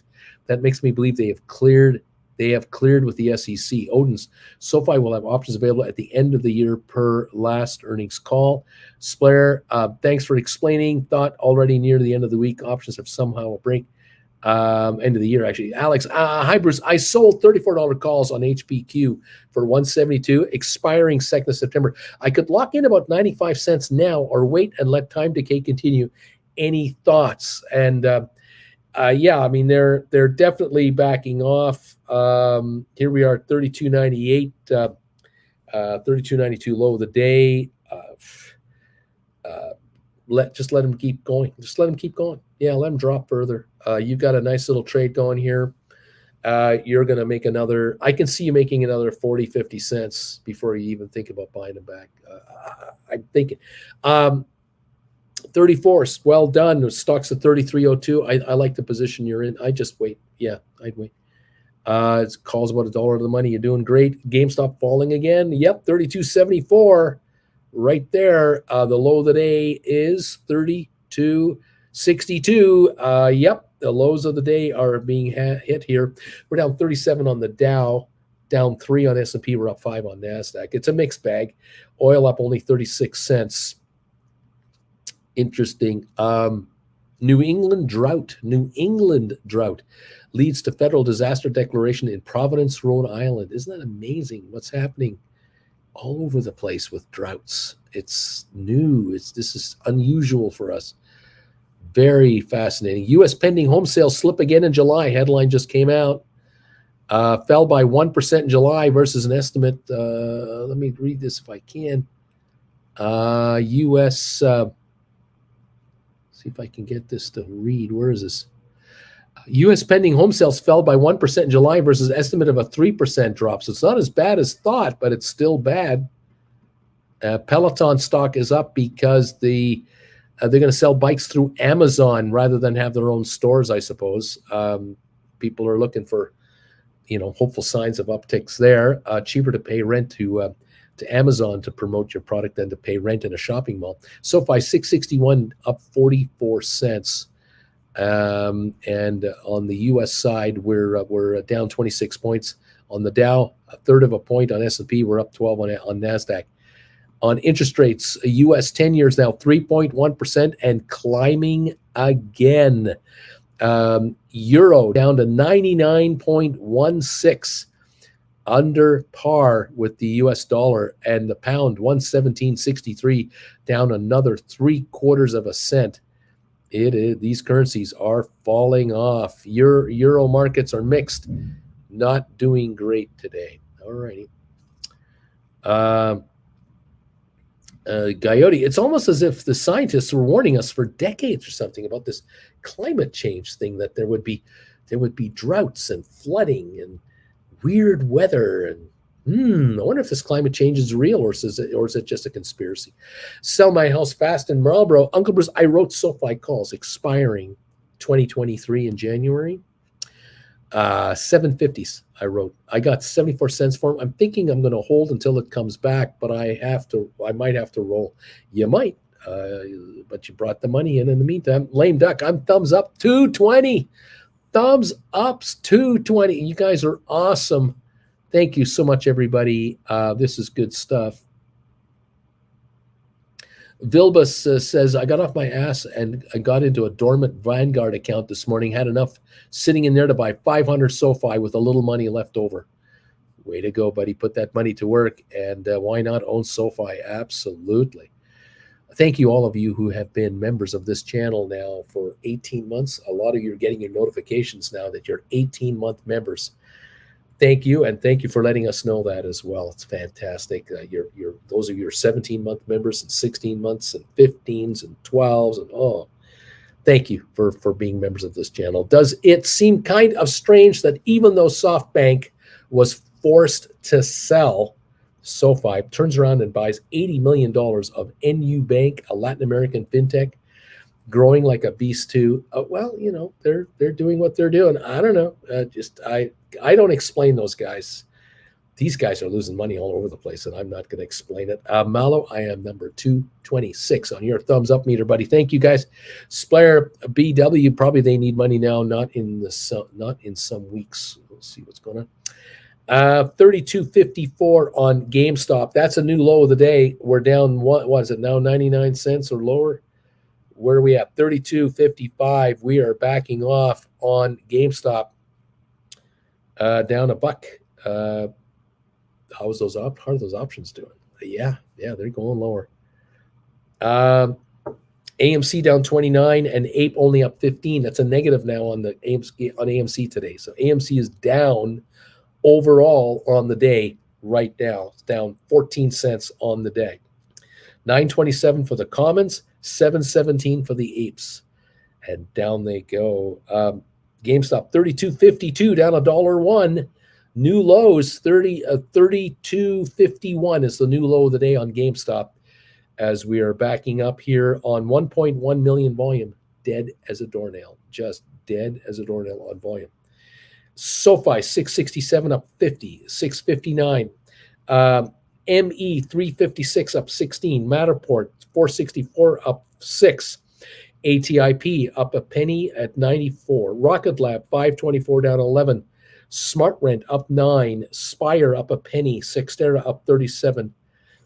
Bed Bath Beyond at 1046 now, backing off, up 169, but backing off. Tesla up 1795 at 907. Pfizer down 17. Boeing up 280. Apple down 50. HPQ down 19 cents at 33.20. Cisco down 35. Twitter down 19. Home Depot down 40. Carvana up 135. Robinhood up 20 cents. Vanik Vectors up 116. Down 116, pardon me, at 227. IBM down 64. Microsoft down 77. Goldman down 57. Google down 21 cents. That's what's going on. We're up 3 points on the Dow, only 3. All righty. What else is happening here? SoFi taking another shot. The 32.51 bid hit on says Coyote. Vilbus, I held off writing on GameStop early this week, waiting for a little spike. It never came, and here I sat watching it dip with no covered call to watch it die. And so, I'm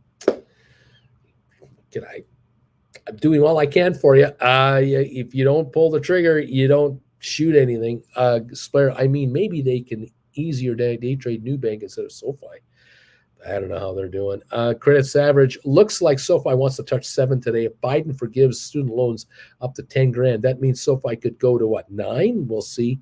Jeff, hey, Uncle Bruce, tell it like it is. No need to be concerned about being a DD. We need the real truth. What's a DD? Being a DD. I don't know what is it. Thank you, everybody. Bill was exactly, Uncle Bruce. Always be writing. Exactly. Coyote, Bill was, I've been there before. This happens. And Jeff, Debbie Downer. Oh, thank you. Got you, Jeff. I hear you there. All right. Oh, man.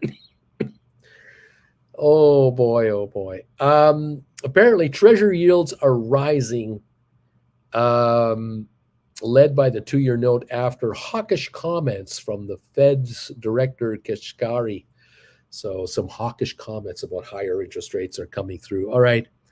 Coyote, that makes sense. Nick, DD, due diligence. Well, there's that too. Oh, my gosh. Thank you, everybody. Oh, no. What a day. We have 231 thumbs ups. Thank you guys for helping out with 231 already. Keep them coming in if you can.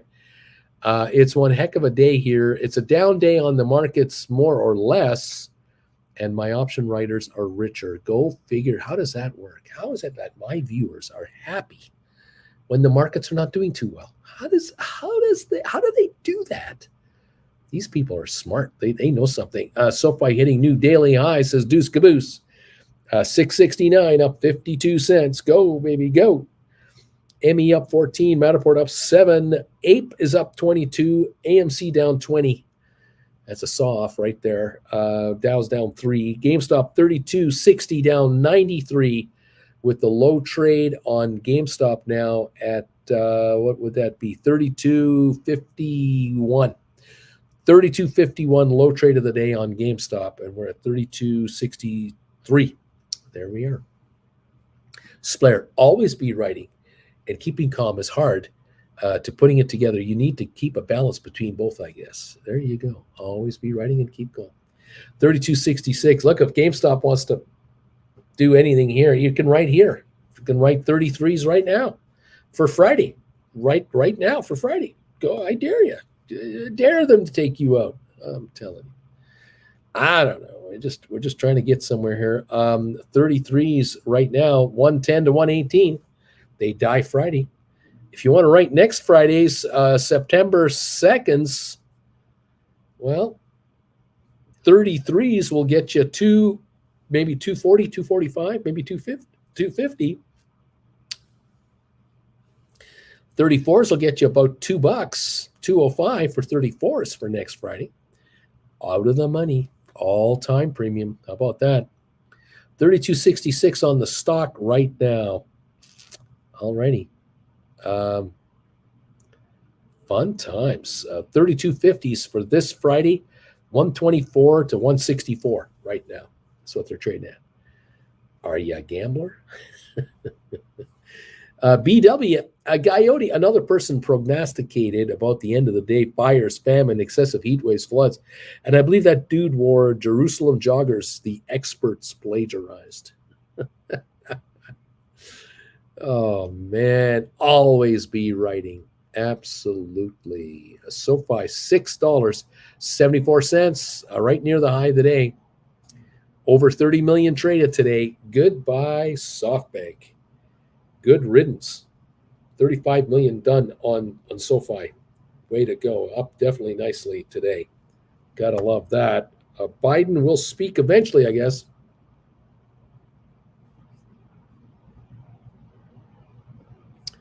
And Barron's headline, Urban Outfitters stock slips on higher discounts and inventory. There's another retailer with the wrong inventory at the wrong time of the year, and they're discounting to get rid of it.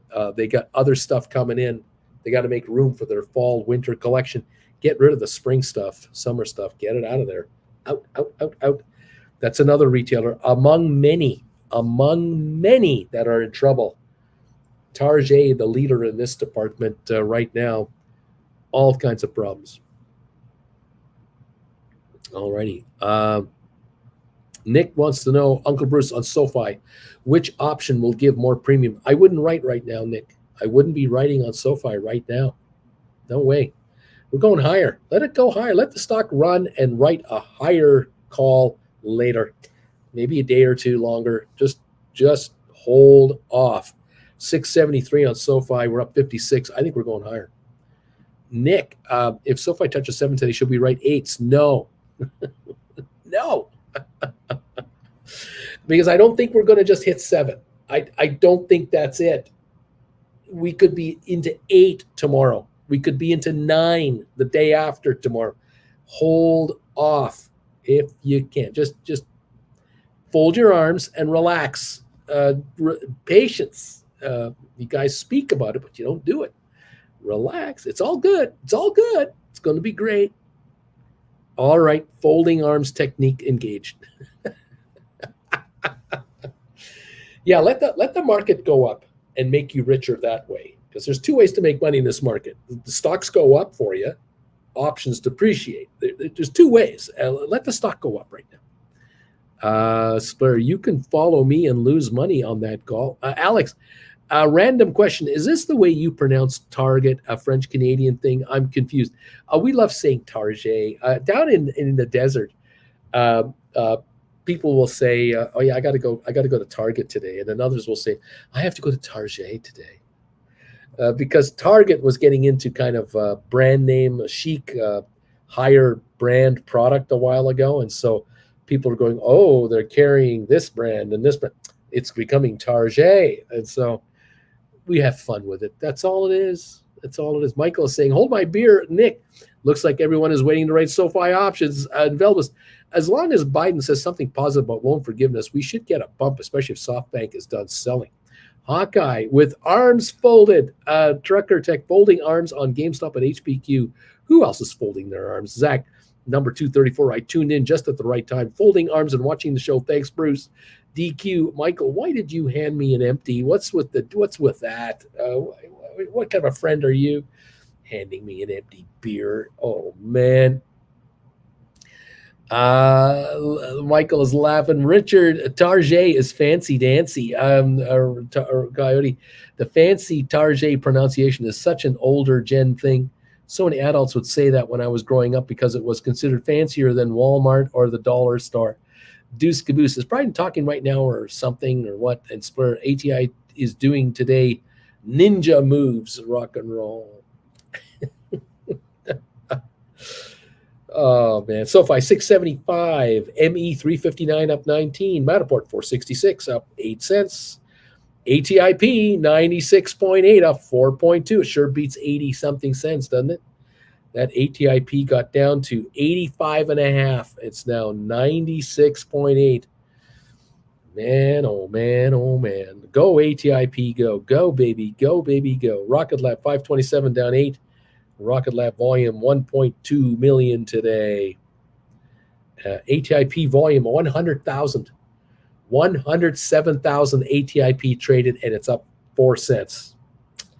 Running out of stock, maybe. Maybe SoftBank sold out of ATIP. Did they ever have any? I have no idea. I don't know. We're up 40 on the Dow right now. AMC down 24. Ape up 26. That's a flat move there. GameStop 32.75, 32.66. Watching that closely, as we always do. Interesting stuff. Rock and roll, man. Apple still down 26. HPQ down 19. Cisco down 27. IBM down 59. Microsoft down 41. The big stocks are down just a bit. Costco down 130. Walmart up a dime. NVIDIA down 97 cents. And Moderna down 206 at 141.72. Here we are. Okay.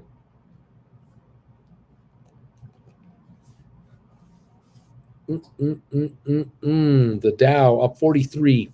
S&P up 10. NASDAQ up 50. A little run on the markets. A little improvement. Oil up 50 cents. Okay. Let's see. Yeah, Deuce Caboose. Target has some nice deals going on right now for golf shirts. Just saying. Yeah, that's right. Where my Kings who bought ATIP at 86, who bought at that price? Coyote, y'all dropped this. Alex Deuce, the Dow just took a small shot higher. Trucker Tech, I bought ATIP at 92. Average price 108 on 2,700. Giddy up. Deuce Caboose, come on, $7. Mikey owes me 5 cold ones. Alberto, loaded up on ATIP, man. I loaded up. Rock and roll. ATIP, baby. 97, up 4.4 on 114,000 shares today. Go ATIP, go. Come on, baby. All the way. That would be fine by me. Dow's up now just 33 points. Okay, still up.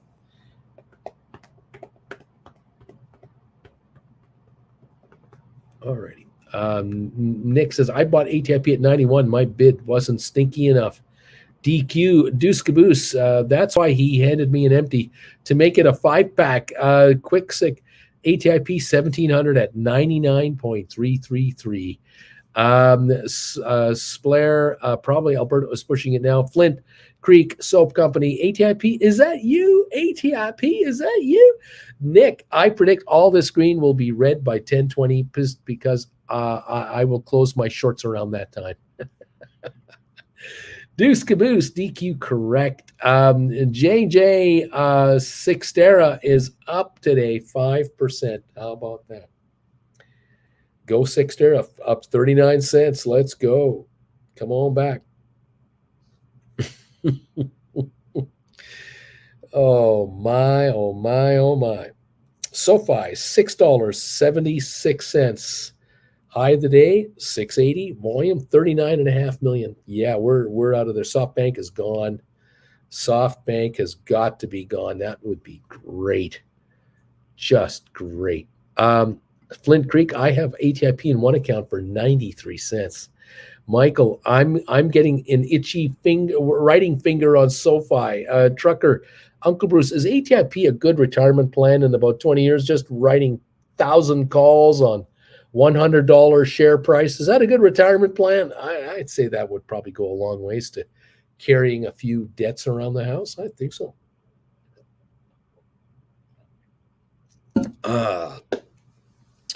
Bringing in 20 grand a month on ATIP, writing calls all the time.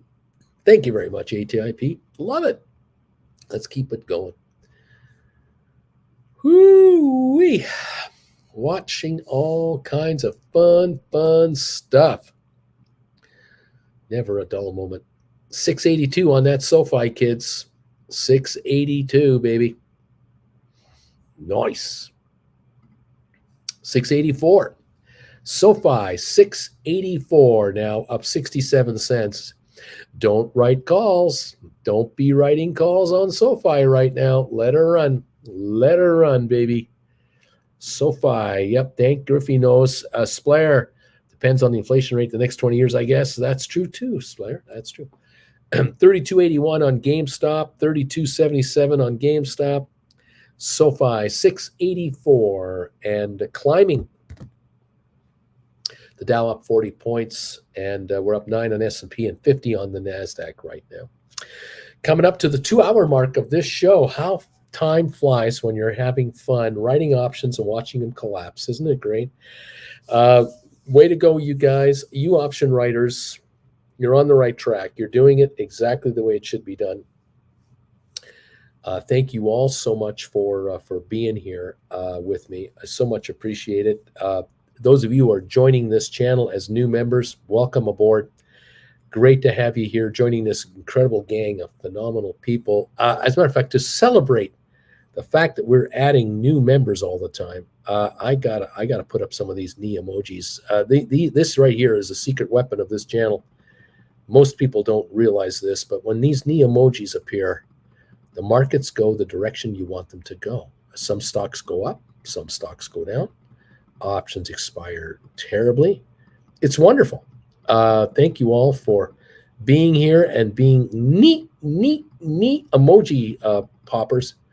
Love you guys. Welcome one and all to the neat attack. Trucker Tech is in there. DH Ruta's in there. Sell My House Fast and Upper Marlboro's in there. Oh my gosh. The option, the neat emoji writers have arrived and they are attacking. So is Splair's here. DH Ruta, there's DH Ruta. Richard Garland, thank you. Trucker Tech is hitting the bagel logos. Look out, here come the emojis. The emojis are flying across now. Alex throwing up the knee emojis. Richard Garland, thank you. Computer Whiz is here with the emojis. Here they come, baby. Get out of the way. The knee emoji attack is on. Thank you all so much for your support of this channel. Zach is here. Deuce Caboose, look at them. There they come. Computer Whiz, you got to love it. The Fonsatos, look at that. Get out of his way. Get out of there. That's right. Neat. Run away. Dank Griffey, thank you, Uncle B, for everything you do. Dank, get up some of those knee emojis. You can pop them up now. You can do the knee emojis too, Dank. Get them up there. Get them up there. Neat. I see Android. Thank you. Jeff Parrish.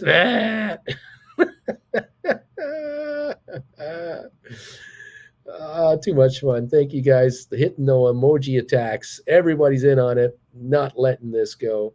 Beautiful stuff, everybody. Thank you. That's great. Neat. There we go. Bill is here. Right on, Bill. Thanks, buddy. Nailing it. Oh, you gotta love it.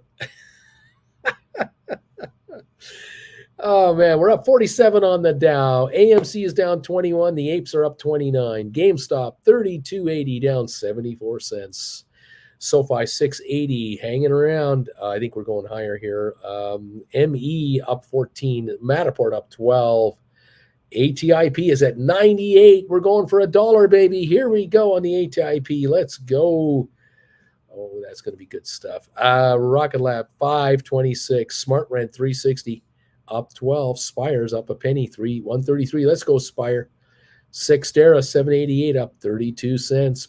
BlackBerry is only at 1012 now, coming back. Tesla up 18 bucks. Pfizer down 17. Boeing up 279. Apple down 7 and HPQ down 21. Everybody, thank you.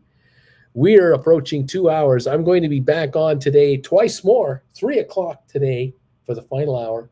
And tonight, Gold Bagel members, all you guys right here, Primetime Live, 8 o'clock tonight, Eastern Time with Uncle Bruce. Join me, Gold Bagel members. Hurry up and become a Gold Bagel member immediately and join us tonight at 8 o'clock Eastern Time. We're going to talk about options. Oh, are we ever going to talk about these markets? Oh, are we ever going to talk? And then we're going to talk about all the people on this channel that aren't Gold Bagel members. We'll talk about them. Yeah, that's what we'll do. Thank you, Karen. Karen, thank you. It's going to be good. Sell my house. Uncle Bruce, I wrote a Matterport call, 550 strike for 34 cents and bought it back for 11. What do you think? Should I do it again? What level? How many? When? Why? Where? How? I don't know. 469 on the stock, up 11 cents. Hey, you did all right. What can I say? It's up to you. I don't know what to say. I mean, you can always write fives, for September, but keep an eye on this. Enjoy the break, says Splair. Uncle Bruce, will you join with a bagel and talk about those? Top secret on the bagel front. Hawkeye, we thank you, Uncle Bruce, like nothing else. Hugest thanks. Thanks, Hawkeye. Keep it going, you guys. Make money, write those options, and take the cash. They're giving it away. Unbelievable. All right.